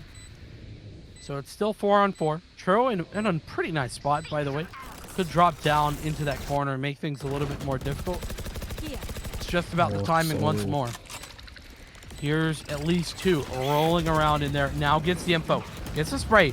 Truce gets the kill. And now 1 for Tro. Make it 2 in the back, and the res available. Caprage picked up 2 there, but it's just onto the 1 player. That was Shady, but is dispatched. Food winning out that duel once more, and Expandable, they survive for another round. Tro dropping down, getting the 1 kill themselves, but helping the team, doing so much damage from back in that corner. Titan Esports had no idea anyone was back there. The Viper's pit actually kind of playing against them in that situation, so they're not able to close it out quite yet. Expandable going to keep themselves alive for now. We have another full gun round coming in. Foon the only one not able to fully pick up that armor, so it should be an even match as we move into another potential match point. Nearly disastrous there for Expandable, but they avert the disaster for just another round at the very least. But like you were saying, lots of cash available, so they got money, they got weapons. Expandable need another. It's 4 rounds that they need to pick up. It's B this time. It's been pretty one-dimensional here on the hits for Titan Esports, and it's been working very well. So they already got onto the site now. Get the spike down. Shady, great job holding off Lyoko, who was coming around that corner. You will not kill my Kills allies. going in favor of Titan Esports, especially with that res. The Jet gonna pick up another onto Churro. Blocking sight. Boom gonna answer back with one of their O's, looking for another. That's 3 for them this round. Player standing. Not quite able to get any more. Spencer's gonna be a bit aggressive now. Shifty hiding on the spike. Not really a game you can ninja defuse in though, unfortunately. So they're gonna have to push through and find these kills. Able to get Raj on the backside, looking for the second, but Gozo's ready. And that'll be it for Titan Esports. Now demand what we have broken. Ready and waiting. 13-8, the final score line. That was a little sneaky right there from Shifty, but I mean, unfortunately, it's just not quite enough. And with that, Titan Esports, they move on. Expandable, they are going to go down to the lower bracket, though. To be fair, they've been up here for far longer than they have been prior to this. So props to them, for making those improvements. I guess I should have just gone with my gut, shouldn't I? My pred game, I'm always too nice. That's the problem. I'm like, Expandable, they look great right there at the very end. They could do it. My brain's lying to me. But nonetheless, yeah, Expandable just falling slightly short. Their comeback was still there. It was just not quite far enough. And Titan Esports was able to adapt to what Expandable were bringing at them at a fast enough rate that it just was overkill. And once Titan Esports started just running at the sites with aggression, Expandable collapsed. Yeah, Expandable just kind of got outgunned there at the end. They were able to pick up these rounds, but they weren't able to string them together, and that really is what helps you out in closing out these maps. But nonetheless, they still do have that lower bracket. They can fight their way back, and we have the potential to see them back here again in the qualifier. But yeah, Titan Esports are going to move on. GG's to both of these guys for sure, and we hope to see more of them later. We absolutely do. I mean, by the way, Spencer ending out at 25-17. Yeah. Had a great game on the Reyna. You mentioned it yourself.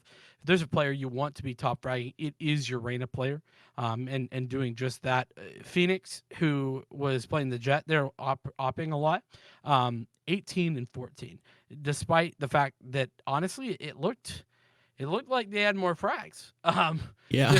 On the surface, there was just a couple of rounds that was so high impact. I think it's really what stood out. Yeah, it's not really so much, what I would say, it's not so much like the number of frags you get, but it's when you get those frags. I mean, an absolute crazy showing a couple rounds in a row, just shutting down anything Expandable had to say there. So, yeah, I mean, great game from all these players. Spencer, Capraj, Phoenix, Gozo, and Shady. I mean, Shady wasn't doing too well in the frag department, but again, a lot of utility out of them. So GG's to all these players right now. Titan Esports, great game. Expandable. We'll see you in the lower bracket. Hopefully you can make your way back.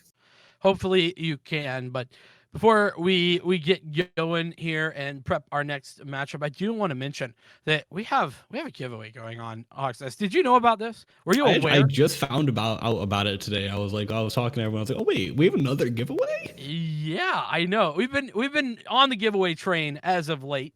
You may have heard about the drink control giveaways. This time, we're going to be giving something away to our biggest fan, and that's going to be that celestial melee weapon.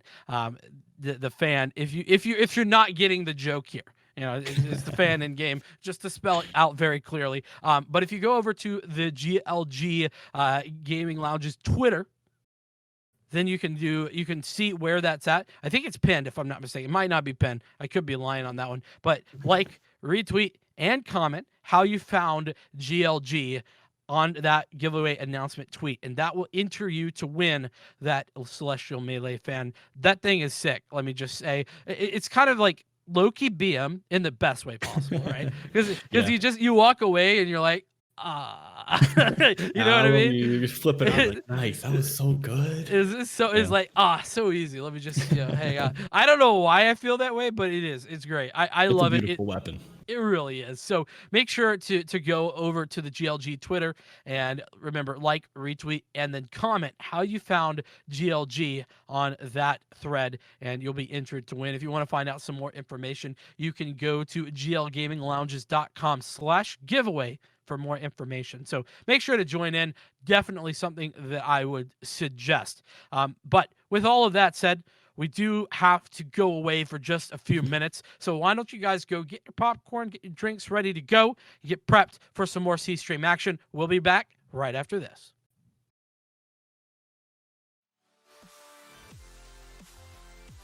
Backpick gets taken down by Shade's operator. Munchie does get Benji in garage,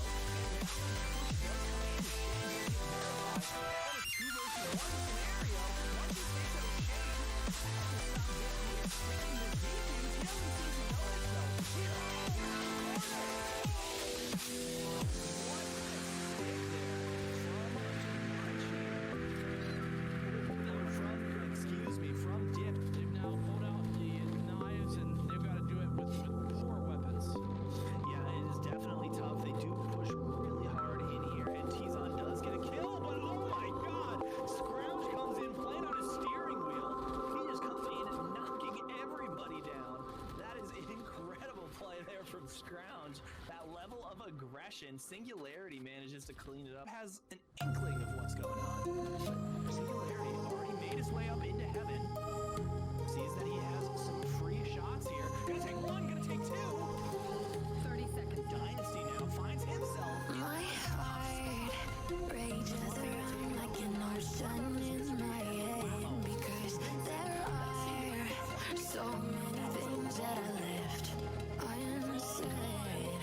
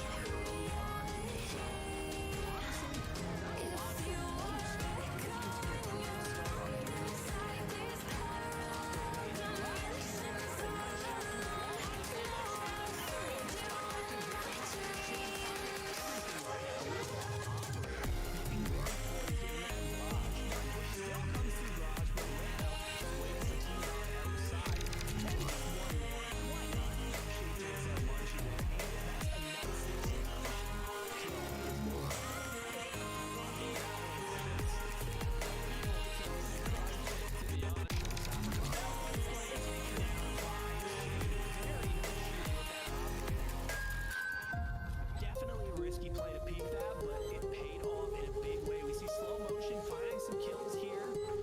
Tizon sort of trying to play this crossfire, gets taken down by the classic from Dip. Slow motion does come My heart rages around like an ocean in my head.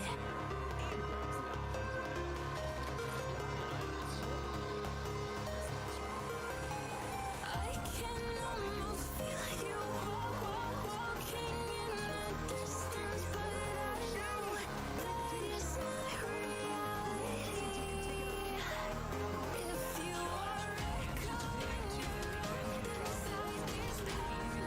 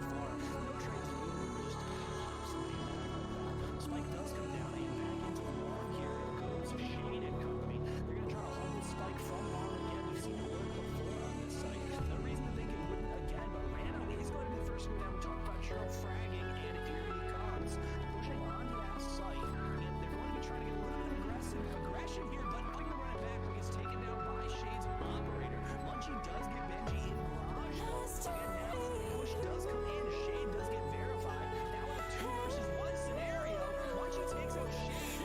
Has to see Dip, who is sticking this defuse. He doesn't seem to notice though. He's not gonna get around the corner.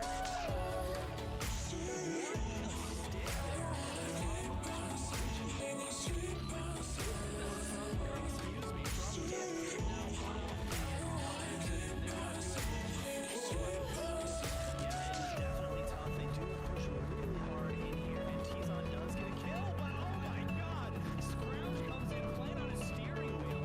He just comes in knocking everybody down. That is an incredible play there from Scrouge. Aggression, singularity, man. Inkling of what's going on. Made his way up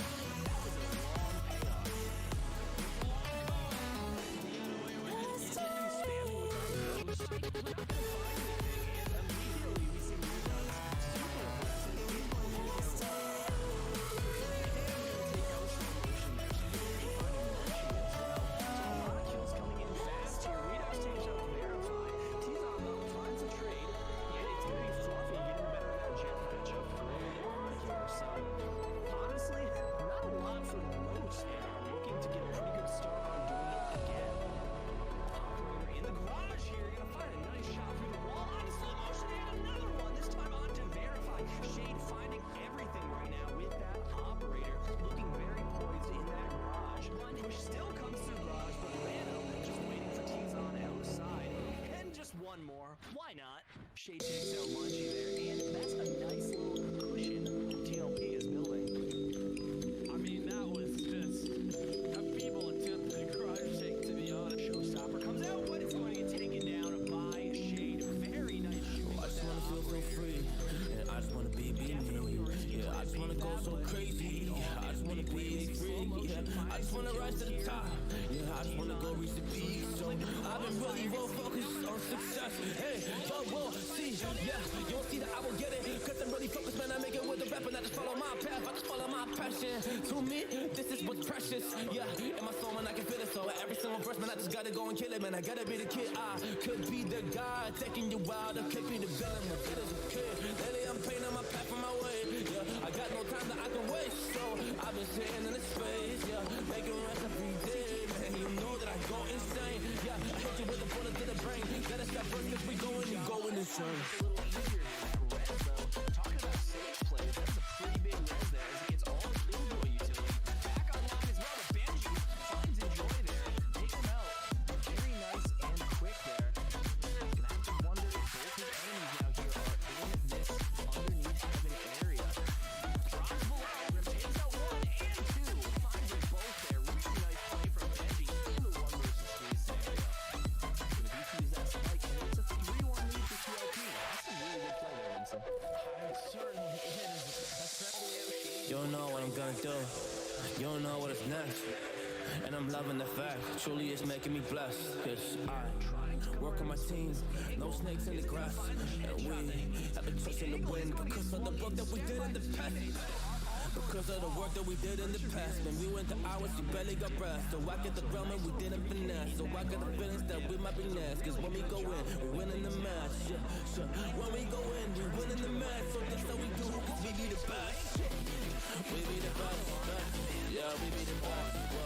Yeah, we be the best, best. Yeah, we be the best. Hey, yeah, we be the best, best. Hey, we be the best. Yo, you wanna come on a test? Oh, you want to see we the best? Hey, you don't see that we're the best kid, so I suggest you never really come and test it. But otherwise, I will smack your face like Michael Jordan does with a ball in the basket. Oh, damn kid, but you didn't expect it. You never really thought that you just had it, but now already come on and we pull out with the action. Cause people defeat, those they don't get it like. We see a lot of individual performances here. Chopping that Cypher into the smoke. Benji, though, gonna come flying in, taking care of Shifty and that Dynasty. Finding a couple of his own there.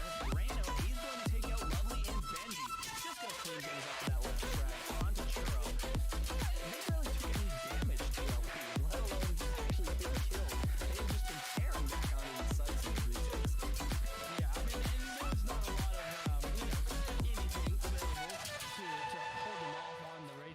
there for play with. Yeah, absolutely. We see some super aggressive defense there again from Wave Runners on the sort of save eco round. Here comes the run it back. Out on site now, gonna find a couple there. Another 2 for 1. This time it's Dynasty. Going to bounce there. It's one of the most valuable run it backs I think we've seen so far. Make it 3 for Dynasty there. Hello and welcome back to the Hyperspace Dark VAL Qualifier. We are the C Stream, and we will be seeing some great games. We've seen 2 of them already, both on Icebox, and I have been joined now by Net Control. We said goodbye to Hawksnest, bid him adieu, a farewell, and bringing Net Control in here. How you doing, mate? I am doing absolutely spectacular. It's been a while since I've been on the desk, but happy to be back. I've been behind the scenes for so many of these events, so many of the qualifiers, but I'm stepping up to the C stream. And like you said, we're going to be seeing some action. The C stream stands for chill stream, though. We're going to keep it chill and have some banger matches, though. Yeah, I like that. I like that. Well, let's do just that. And we're going back home, you could say. Excuse me. We've been to Icebox. And now we have gone back to Ascent. It's last round save and Hotcakes. Why don't you take us through these 2 teams? I mean, last round save, it's a team we've seen before in GLG events, and Hotcakes, they're on fire right now. They've been doing a great job in this qualifier. They've been trying to claw their way back through this lower bracket, trying to get back up into that upper bracket. I mean, that is the goal here. You do not want to get eliminated. When it's this best of 1 style format, I mean, the stakes are high. The stakes are very high, but hopefully Hotcakes can take that fat stack of cakes and put them to good use. Let's hope so. That being said, I mean, last round save, man, I feel like this team is pretty incredible. Just in general, they have had so many great showings at different events. By the way, 2nd place last week at the VCS Sunday Showdown. They came in 2nd. They've had a couple of firsts. I think they've won that event as well, which is it's a gauntlet, if anything, with the BO1 format, of course, and single elim. This is here double elim, so you have a bit more of a lifeline. And well, last round save, they've got to deal with that lifeline right now because they got knocked down here to the lower bracket. A huge upset. YFP Gaming taken out last round save. I mean, that YFP Gaming side, they were losing to Down to Earth just a couple days ago on Saturday in a tournament I was looking at, and they were able to take out last round save. My favorites, by the way, to win this tournament is last round save. I think they're going to be taking it away, definitely making it to the finals, but now they're going to be having to do it in the lower bracket. It certainly makes things a lot more difficult, and like you said, now best of 1s until we get to that losers finals, and so it definitely makes it, well, tough. I mean, for certain teams, that kind of underdog energy of being in the lower bracket kind of gives them that much needed boost. But for a lot of teams, when the pressure starts mounting, it can be really, really difficult. And I mean, when you're put into a situation like this where it's do or die, I mean, it's not in a way dissimilar from events like the Pit of Valor that we run, where we have best of 1s, no losers bracket. You lose 1 and you're out. So, I mean, there's plenty of tournaments that run it like that. So I'm sure both of these teams have had experience with that kind of 1 game to lose it all, 1 game to keep fighting. So they're much more prepared, I'd say. But all they've got to do is got to keep their cool. They've just got to play like they normally do. And hopefully both of the teams can have a really, really back and forth match. Hopefully we see a lot of action. I mean, you know, in those best of 1s, it can snowball out of control. But what I've seen from the past couple matches, you know, the past couple maps on Icebox, I mean, it's been anything but chill. It's been quite hot, if you ask me. Yeah. Lots of, I mean, we were talking about it, me and Hawksnest, about how there's been so many just individual plays, huge performances coming up. I think last round save very much in the driver's seat of this matchup. Realistically, they should be winning this, and I mean, if we were making a prediction of the scoreline, I think should be winning this pretty handedly. That being said, like you said, best of 1 Valorant, anything can happen.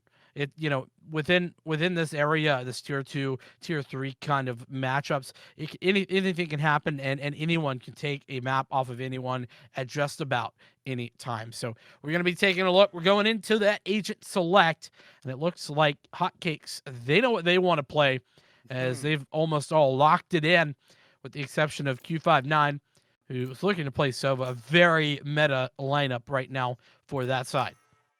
Yeah, especially on the Ascent. And, you've got to be wondering, with Hotcakes, is that confidence misplaced? They have upset a lot of teams in this Hyperspace Start qualifier thus far, but do they have that power to upset last round save in this case? I mean, getting those instant agent locks, of course, it allows you to sort of counterpick. Not that there is a huge meta around counterpicking just yet. There's not really that many agents in Valorant just yet, but I guess it may be indicative of what we will see coming into this map. Maybe Hotcakes, especially starting on that attack side, are going to be absolutely relentless, coming in straight out of the gate with a lot of power. And perhaps last round save will have to sort of adjust to that. Perhaps, one way or another, we're going to see how it goes down. The big difference here is the Phoenix versus the Reyna. Last round save electing to go with the Phoenix. A little bit more, I would say, normal maybe. Now that the Reyna has been nerfed a bit, but Remix on the Reyna right here is certainly not at all odd on the map of Ascent. You can have big value using the dismiss to get away from some aggressive plays. My eyes certainly on the likes of Aqua and Glyph and Yoshi. Those are my big name players I think that I'm going to be looking out for on the last round save side. For me, Hotcakes, a little bit less known, but Remix definitely has the opportunity to pop off. Yeah, and the teams looking like they want to butt heads almost instantly into that mid. I mean, stacking up their members, trying to get that early aggression on both sides. It seems like we have lost the observer feed, so unfortunately we will not be able to see how that pistol round is going to play out. We will see the results in just a second, though. But overall, I mean, what I saw was attack trying to take space up on the map, but the defenders also trying to fight back and not really give them that space. That's really good, I think, from last round save, especially if they've sort of been watching and they've observed from Hotcakes and how they play in other tournaments, even in this qualifier earlier. Maybe they're going to be running that hyper aggressive play, taking up space on Ascent, and because that Ascent mid is just so crucial to take control of. And it looks like we do have our feedback, but like I said, that crucial mid space.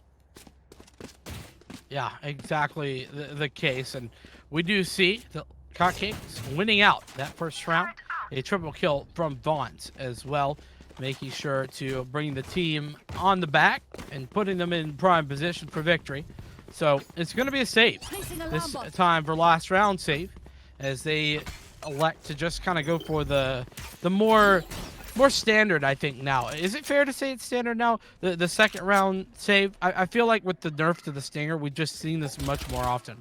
Yeah, because the Stinger was really the go-to for that force-up on the second round when you've taken an L. But, ever since the nerf, it's been, like you said, it's kind of been the staple to go a little bit lighter. Maybe pick up a Frenzy, but as of right now, last round save is trying to save as many pennies as they can. With Hotcakes, see them taking control of that mid, looking like they're going to be posing to go towards that A. But it is going to be the stack from last round save, possibly looking to predict this, but I'm not sure how well they will do in defending it. Glyph gets revealed with that recon dart, and here comes the flood of Hotcakes straight onto the site, but they have no idea that they're under.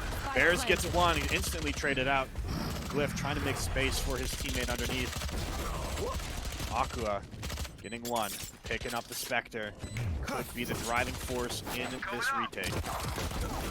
Trying to do just that. Remix with one, and gonna pick up one as well. So it just puts that on course Sonics, who has a Sheriff, but that's quickly dispatched. So a very solid round right there from Hotcakes against the Eco. And last round save, after that save, able to pick up the rifles, the weaponry engaged. So, first real gun round of the game. We'll see how it goes. Yeah, and I mean, especially because they were able to take guns out of the hands of Hotcakes. I mean, overall, Hotcakes, that is not a round you upgrade after. Even though you've won it, you don't have enough money in the bank to really commit a full buy. But still, doing any kind of economic damage that they can is crucial to bolstering their own economy. They will be committing to this. The Jet ulti coming out from Bronze, though, looking to make his impact on this side. Spots one out in the back, but the Odin doing so much, finally taken down with a quick knife to the head. They still don't have control of the site. Corsonic's looking to make it difficult for them to bring that bomb in through. There's only so much that the Jet can do in opening up that site. Here they are on the retake, the post plant. So some knives available, trades continue to come out, but Yoshi gonna try to make this happen. Glyph with a nice blind. One enemy remaining. Looking to push on, and there's one, there's two. A great retake from last round save. Beautiful indeed. Shuts down Hotcakes and makes it look a little bit easy there on that retake. In particular, Glyph's paranoia. So key right there on that retake. Just, I mean, it cancels out the entirety of that ultimate. The Blade Storm came through, but didn't matter. There wasn't really any way for Vons to get value out of it. And so with that, Hotcakes are a little bit pushed back. Granted, they have plenty of cash. Like you said, not going to be, you know, investing heavily, rebuying into that round. It's just a bonus. So they got all the money available. Bears does have this Odin recovered, so could put some hurt over here towards B. And it does try to do just that, but not a lot of damage. In fact, no damage that I could have seen onto Hotcakes. A little bit of aggression over towards A, trying to get that orb, and the spray is good, as it's one for Aqua, and a lot of damage done to that Sova. You know, and honestly, what was so crucial about that round for last round save was having the Blade Storm not really do anything for Hotcakes. Sure, it opened up one kill onto the site, but the space really wasn't there. You still had members towards that market and towards that spawn that could easily defend the site, and that's exactly what they did. Now, it is the advantage over to last round save, looking to pick up their second in this first half. A little bit slowed down from Hotcakes. That orb take did get punished early on, and I mean, lit completely up is the spike holder. Looks like they will be taking it A. That recon dart will get a decent bit of information. Bears holding it down with the Odin in the back, but Remix trying to make that not happen. They will get the spike down, bringing it back into their favor. Have to be careful, though. Sneaking up is Glyph, looking for some frags. He's stuck in the back line. Got the first. That's Waltz. Taking down Hunter's Fury in return. Is not able to escape it. So Q59 winning that one out. It's just on to Yoshi. Rifle in hand. Misses the shot. Remix not going to be allowing for that to happen, as it is a one-round win for last round save, but immediately taken back by the Hotcakes. And we are into a bit of a rough spot. Look at the economy for last round save.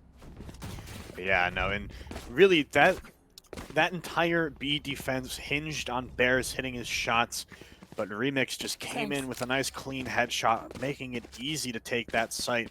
Even with Q59 being on such low HP, was able to get the spike down, and you know, a great ulti to boot from that spike plant as well. And I'll have to see. Last round save, lots of ultis available. Seeing what they can do on this defense. Playing it somewhat aggressively here. See them playing up towards that A. Well, Yoshi has pulled out the Blade Storm. Has effectively dodged the bullets. First one, there. But he turns away the wrong position. Lit with a double, Remix with one. Puts it into a very solid spot. Hotcakes in control right now. Of course, Sonic's got aggressive towards B. Does a lot of damage towards that Reyna. He's going to try and get aggressive against it. But it's not looking to work out all that well. And in fact, I thought the Omen would come try to help. But Glyph has entirely just given up that positioning towards mid. Now going to be trying to get the frag, but not quite good enough at that distance. as Q59 wins things out. It's just the one. Last round save. Have to try and do something. Every bit of damage here counts. Yeah, it is going to be Corsonics trying to recover what he can, but Maltz prepped with the Bulldog. Nice little angle right there.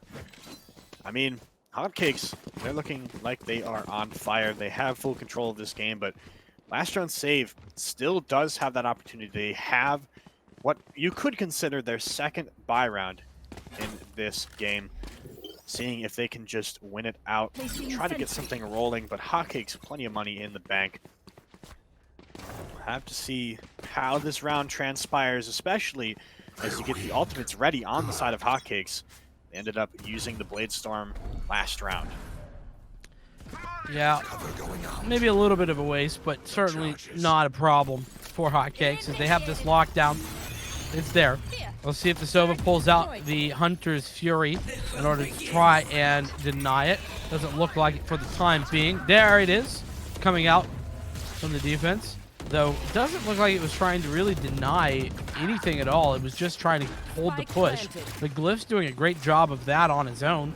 Remix with one, but it's just the two left on the site. Waltz with a bit of a labored spray. Does pick up one, but it's at the loss of a lot of health. And in fact, makes things a little bit tough. 2-on-2 now. As Bears just trying to throw in some damage. Very well placed shock darts, putting that last player quite low. Aqua with that first, Remix down, and the second as well. Waltz taken out. So that was a great retake from last round save, and they pick up their second. I mean, absolutely just calculated play from the Sova there. Getting that Owl Drone, getting the mark right on to Remix, and just taking him, chunking him out with those two shock darts. Made it so easy. And, you know, Aqua coming in, he was the star player in that case, but I think the bulk of the work was done by Bear Z in that last retake. I mean, yeah, those shock darts were so good. On point, and great presence as well. So, rifle still for both sides, considering the economy. And this is kind of that, you know, big turnaround where things can really get turned on their head. If either team loses, they're going to be in a tough spot economically. Yeah, good mid control here from last round save, but taking advantage of that is Hotcakes looking to rush it out onto A side, realizing that manpower that they're putting on mid is leaving A completely exposed. You do have one behind though, Remix. He is the lurker on that team. He is chilling out.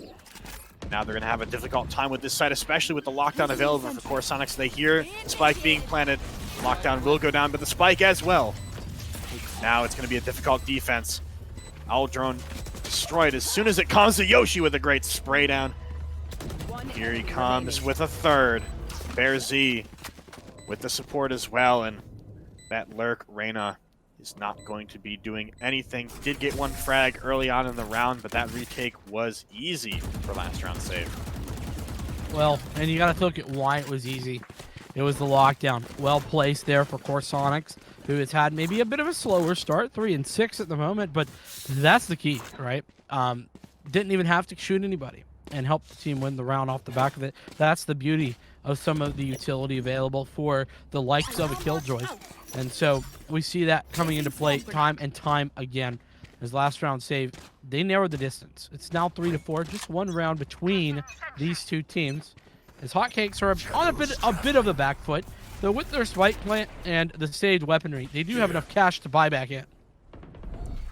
Yeah, and, you know, from this perspective is you see Hotcakes, they're running a default now. They don't really have that opportunity to play over aggressively, try to take up a ton of space towards that mid.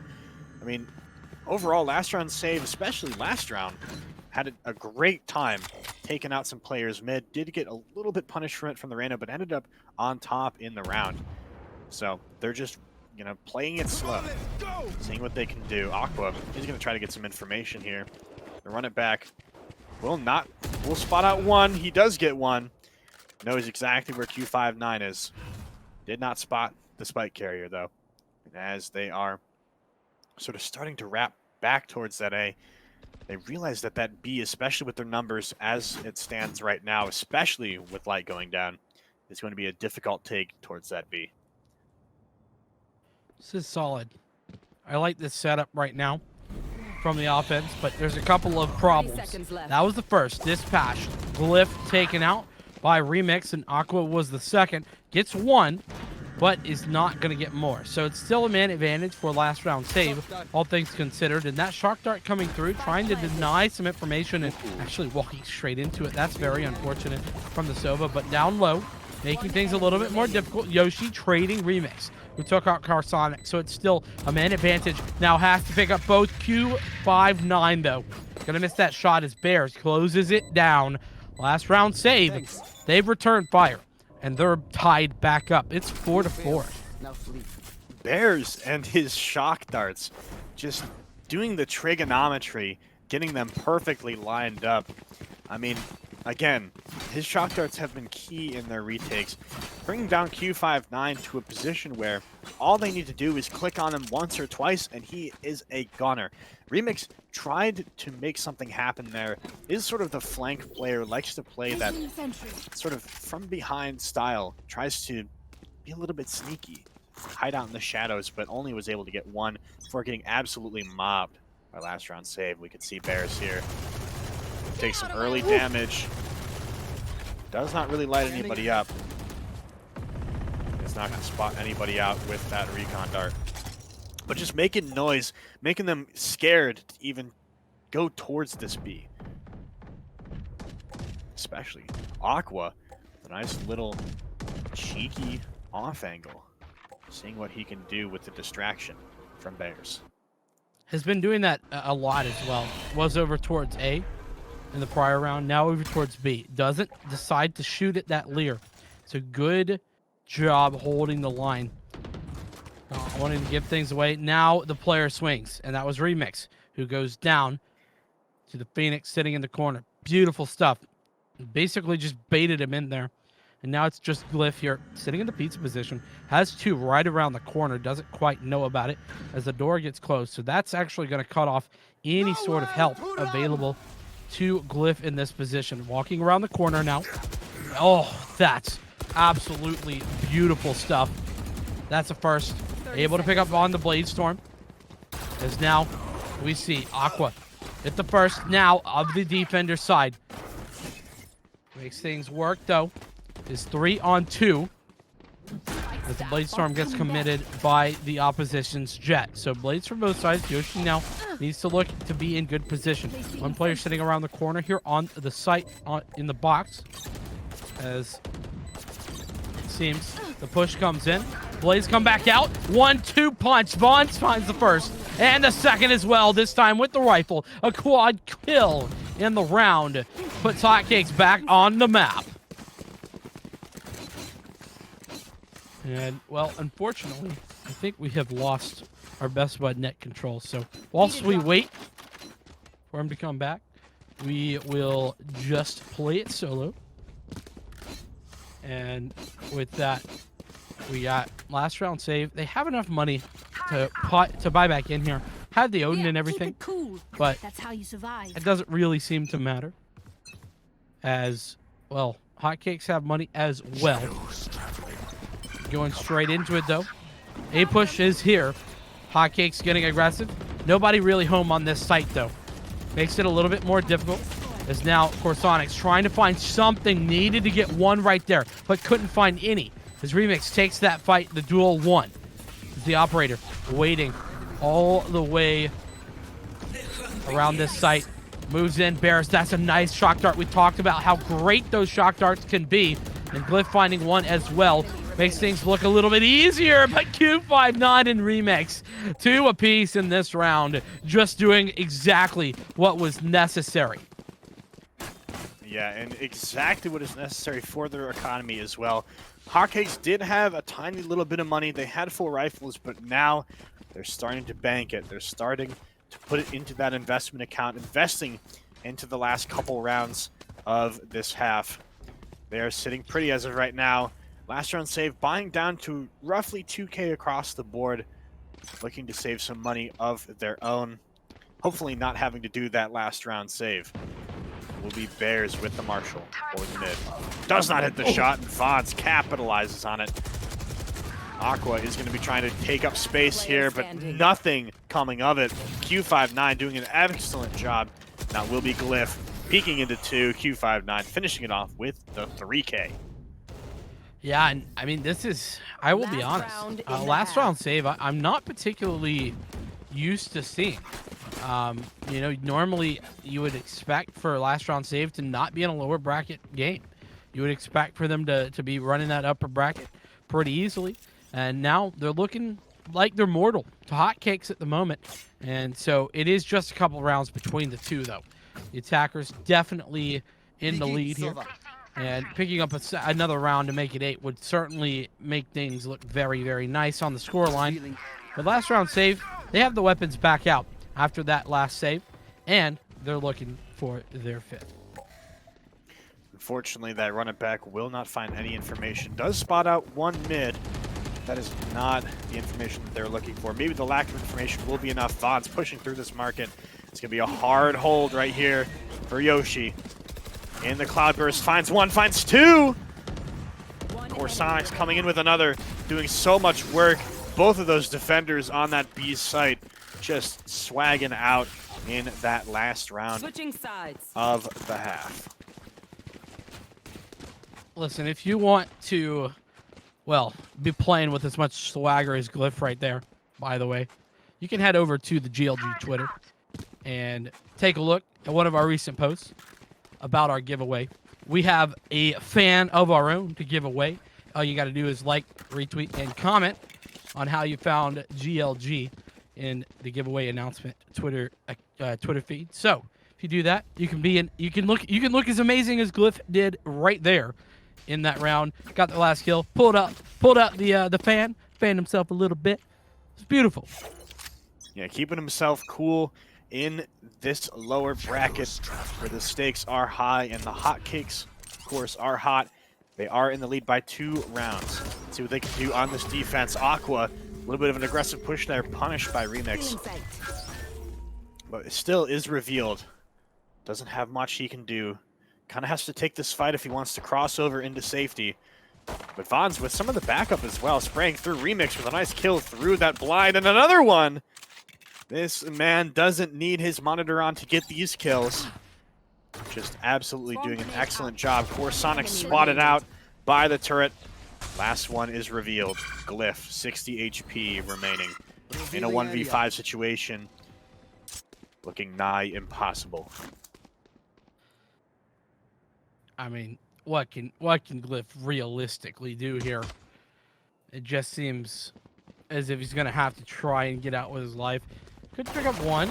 Tracked the angle, though, and, well, a flawless victory right there. Glyph going down. So just a couple of missed shots right there. And not to mention, to be entirely fair about it, like, what do you do when Remix just does that? Remix is fully invested in the Helen Keller challenge right there and just keeps getting frags. Just keeps getting frags. Like, can't see, can't hear, doesn't have a problem. Just through the smoke. So easy does it there for Remix. You'll love to see that. And I did mention Remix, a player to look out for at the beginning of this game, certainly showing that that's exactly what you need to do. 16-6 for the time being, and a 3-round lead right now for Hotcakes. Aqua with an aggressive push. It's a little awkward, though, as he gets stopped by the alarm bot, taken out by the turret. Light is just doing so much here. Doesn't even have to be on site to defend it, but Bears finally breaking through, putting down that spike, looking for that 6th round. Remix trying to make it difficult for them. Here comes the onslaught, though. Light with another. Looking to finish it out with that 4K. Will not. Bears traded out. And a nice refrag coming through from Remix. That's going to be an easy defuse for their 9th round. Almost that double digits. It's getting close here to those double digits, like you said. So Hotcakes, they are looking in prime position, looking very strong here on Ascent. Last round save, just need to try and make something work. They are going to be having the rifles available to them into this round. No ultimates to speak of, but, well, I say but, I mean really not even close to any. Bears is the closest. It's 4 out of 7, so it's a bit difficult, we could say, into this round. As well, last round safe. We'll see what they can bring. they've been a little bit flat thus far. I want to see something maybe a little bit more dynamic as they move forward on their attacker side. Yeah, a little bit flat, but hoping to make themselves sharp and putting themselves on the cutting edge in this game. I have to see, though, that mid is, you know, Remix just being there, applying so much pressure, and you have one towards Cat as well. Aqua did manage to pull up to that spot. Gonna curveball through, looking for the first kill. Spots out the Jet. Yoshi will get the kill. Wrapping around. Doesn't have quite the gunfight that he wanted, but of course Yoshi coming in clutch for him. Light is gonna get taken out as well. I mean, although it was a little bit of some awkward engagements there, Yoshi did his work, put it in, and now it will be the 1v4 Remix. Looking to be the hero here. We'll blind through. Alarm bot spotted out. Of course, Sonic's shooting right through. Exactly what they needed in that case, preventing that double digits. Honestly, I mean, that's maybe a little bit positive thinking right there from Hotcakes, specifically on the side of Remix, popping the Empress in a 1v3 or whatever it was. Not going to typically be going your way. You're going to need last round save to make some big mistakes if that were to be going your way. But all things considered, still a very solid round. Like you said, some awkward engagements, some missed shots a little bit, but the trades were good enough. And Yoshi able to hit the shots where necessary. The player stepping up big time for last round save at the moment when everybody else has been a bit slow to start. Push coming through onto A. It looks like there's nobody really here in defense, but the lockdown for the defense is available, so this retake could be incoming and could be quite strong. Yeah, no, Light is going to put it down. I mean, they were playing that passive defense. They gave up the site because they had confidence in that retake. Vaughn's starting it out, but looking for more. Waltz getting two. I mean, they're playing a little bit over aggressively here. The lockdown, he's just going to waltz right through. Waltzed right past Aqua there. All he could do is just watch him. The Jet coming in with the kill. I mean, that is absolute swagger right there. What a way to get that 10 round.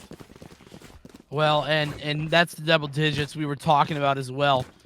Finally regained. And so Hotcakes, they are looking strong. They don't really look to be stopping at any point in the future. There is enough cash to get some guns out here for last round save, but looks like we are on a bit of a pause. So welcome back to the caster desk. Let's just kind of discuss for a second what last round save can even do about what Hotcakes has been pushing onto them. The defensive setup has been very strong thus far. Connect control, what are you thinking last round save can adjust?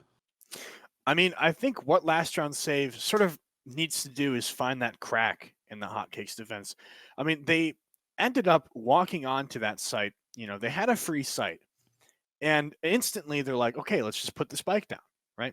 But I guess what they weren't expecting was that passive play, that very, very nice play with the lockdown, just waiting it out, being super patient, and then they all sort of, not only does the lockdown lock down the site, but it also buys plenty of time for those defenders to rotate off of that mid, off of that A site, and just come in like an absolute swarm back on. And I think last round save sort of has to slow it down a little bit.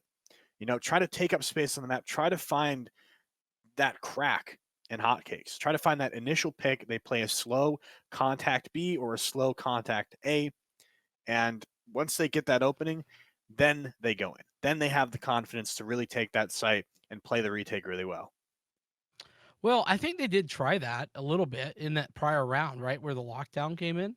At least that seemed to be the attempt, right? They played it, you know, they did play aggressive, but nobody came to meet them. So they're like, well, I mean, I guess if you're gonna invite me in the front door, why don't I just walk right in, you know, onto A? But like you said, they being the defense, Hotcakes, very much ready to just let them have it because of that lockdown available. So I think they were trying to attempt to do that last round save, but it was just a good not even a real adjustment, but good plan in place for Hotcakes on the defensive side to just say, hey, listen, who cares? It's fine. I think that on paper that is the right play. Maybe play it to mid a little bit more as well. Definitely could shut down Remix a bit and make things a little bit more difficult. And the B split so powerful. I mean A split as well. We saw that round victory where the Jet for last round save got a triple kill. That was over towards A and off the back of an A split, just clearing out the garden area very effectively. So, a couple of options I see right for last round save, but they've honestly just not been hitting the shots. I mean, that's so weird to say with such a star-studded roster. But Hotcakes are no slouches. You give them an inch, they'll take a mile. And right now, they seem to be styling. They're looking to upset here. And it's interesting that you say that, playing towards mid, trying to shut down Remix because he is such a menace on mid. We saw him in the pistol round, did an excellent job, and is doing a great job so far controlling that space. What I think they need to do is sort of smoke off that cat, smoke off that archway towards market. They take control of that space, getting themselves into position to where they can't be refragged by Remix. They can't have that overextension. So wait for Remix to overextend. Wait for Remix to have that overconfidence because they've been playing on that mid. They've been doing so well. They're going to be cocky. You got to punish that. So I think playing towards mid gives them a lot of options. I think that is last round saves, sort of last hope as Hotcakes quickly approaches that 13th round that they need to win. Yeah, I mean, I think you're right. Definitely making a good point, right? To just walk up and and just deny Remix any ability to get easy frags, right? You said deny the refrag ability. Well, if you just commit a flash, which honestly is pretty the flash ability on this team right now very low. Just in general, a paranoia is a huge commitment for just that one player. That's such a great engagement tool, right? But it just seems to me like that last round save need to step up tactically just a bit, like you were talking about. And if you need to commit something as big as that paranoia, do it. Make sure that because here's the thing: if you're gonna go in and you're gonna die to gunfights, right? And oftentimes even on the retake, well, the paranoia doesn't matter. It's wasted in essence because you're just not getting enough value out of it. So, nonetheless, last round save to me, they have the skill. We've seen them. We know they're very good. I mean, the fact that they're there right now, I that they're right here rather right now is a little bit crazy. But I think maybe mentally might be getting to them a little bit because taking that loss to YFP, it happens. Like we talked about in the pregame, best of one Valorant. Yes, I'd say 8 times out of 10, the better team is going to win. But there is that 2 out of 10 time that something happens. It's not your best day, and the difference between the best teams and the worst teams in an event like this are very slim. It's not at all a large margin, and so it can be the difference between one team having the best day of their life and one team having the worst day. It's just that simple. Yeah, and I mean, when you say it like that, I mean, last round save, they don't want to go down. They want that redemption. They want to be able to get back all the way up towards that upper bracket and exact revenge and say, hey, you caught us on a fluke, but when we come back, when we go back up to that upper bracket, you're done for. But Hotcakes is making that very, very difficult. I mean, they have just been absolutely on fire. I mean, it seems to me with this long technical pause, maybe they can get some tack in there as well. And maybe Hotcakes, their hands aren't going to get as warm, right? They're going to cool down a little bit. And maybe this is exactly what LRS needs, not only, specifically to fix that technical issue, but also to stop themselves and say, hey, let's chill out for a second. Let's figure this out. What can we do to get back these rounds that we need? What can we do to tie this up and take the W? But yeah, I mean, it's one of those difficult situations because you don't want to let hotcakes snowball it. Yeah, I mean, and they've been snowballing quite a bit. So yeah, I think definitely a good shout. Get some tack in with the tech. Easy does it, right? And just make this a much closer game. This is not their last opportunity, to be fair. Either of these teams, if either of them lose, they still have the Able Esports qualifier. But we are here on Hyperspace Start qualifier. By the way, big thanks to Hyperspace Start for supporting us, supporting GLG, and getting involved with the qualifier. It's a lot of fun. Definitely suggest that you guys, by the way, if you're a team that is Immortal Plus, and is like, hey, I think I could take it to some of these guys. I could show hotcakes how to play on a scent. You take them to the limit. Then listen, you can come sign up as well. There's one more qualifier, like I said, that one's sponsored by Able Esports, and then you can come in double elimination. Just go onto the Twitter, look for the information. I think it's on the website too. Basically, any way that you want to look at it, send a DM to somebody, get in our Discord, get involved because it's a whole lot of fun. And we have, I think, 32 teams available for the next qualifier. So there is double the amount of spots. We still have a couple of those left. They're going quick though. So make sure you get in, make sure you get going, because otherwise they're going to be gone. Let me tell you. Remember, this is for the opportunity, if you finish top 2, to get into that $2,000 Player Zone Invitational. So the main event here is $2,000, and there's $100 ready to go today. So big prize money available both today and down the line. So definitely get involved. Make that decision. You won't regret it because it's a great time, and we might get to join you here on stream. We can talk about how amazing you are, or maybe have a think. Say, oh, this team came out of nowhere, doing a great job. What happened? Just like we're saying right now, to be fair, Hotcakes, not really out of nowhere. They've been a pretty solid mainstay of the GLG scene, particularly the Pit of Valors. I've seen them play in. They have also played in the prior qualifiers as well. So not quite out of nowhere, but certainly not had the level of success that we're seeing right now against the team like last round save.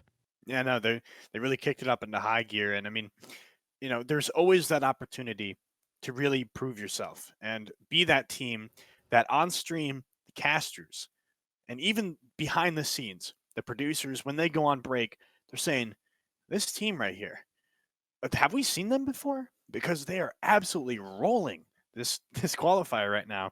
And I mean, it's like, not only do you get to play Valorant, your favorite game, not only do you get to compete for money in your favorite game, but you also get to get your team's name out there. You get to prove yourself and have that chance for that big stack of cash. You'll be able to use a big stack of cash as a phone, as a fake phone. You get to hold it up to your ear and say, hey, what's going on? You get to call your mom on it. I don't know. Just very, Call very... your mom. Where are you going with this? Call your mom on a big stack of cash. Hey, what Mom, is happening? I just won. I just won a lot of money. I remember back in middle school, you said I would go nowhere with these games, but look at this cash. Look at this dough. Oh, that's hilarious. I mean, listen, I'm thankful. My mother supported my bad habits of trying to be an esports commentator, and here I am doing just that. So maybe it can work for you. You say, "Ha, Mom, I got you. Told you." It was going to work out. Though, to be fair, your mom was probably right, like, at least 90% of the time. Most of the time, that's not going to work. So, you know what? Who knows? I don't know. You don't know. Nobody knows. Nonetheless, we are still in a bit of a technical pause, so forgive us. You're going to have to just look at our beautiful faces for a little bit longer whilst we get some technical issues sorted out with the game. All of that happening behind the scenes, so no worries. Not quite sure how long we will be, though. But that being said, I know I mentioned it during halftime, but let me just mention it once more that we have a bit of a giveaway going on. It's absolutely wonderful.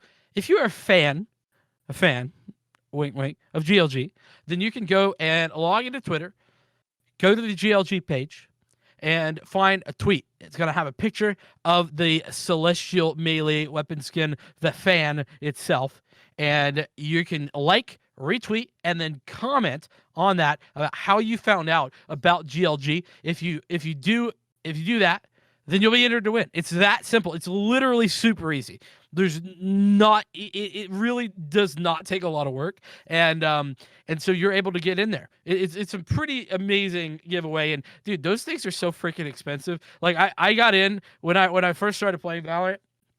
I was like, you know what? I'm gonna buy some skins, right? As you do, and then I realized they're like $70, and I'm like, okay, I need to probably stop doing this because my bank account hates me. And so does my bills, because they're like, hey, dude, you bought all the Valorant skins, now we can't pay the bills. And it's like, oh, that's very, very sad. But nonetheless, definitely go in there and get some more information. You can also go to glgaminglounges.com /giveaway to get some more information about that. And have links to the Twitter and everything. But if you just search GLG on Twitter, like, it's really not hard, guys. I know technology can be a bit of a crazy thing, but not difficult. And I'm definitely getting involved there because, listen, man, that's gonna be mine. I don't know if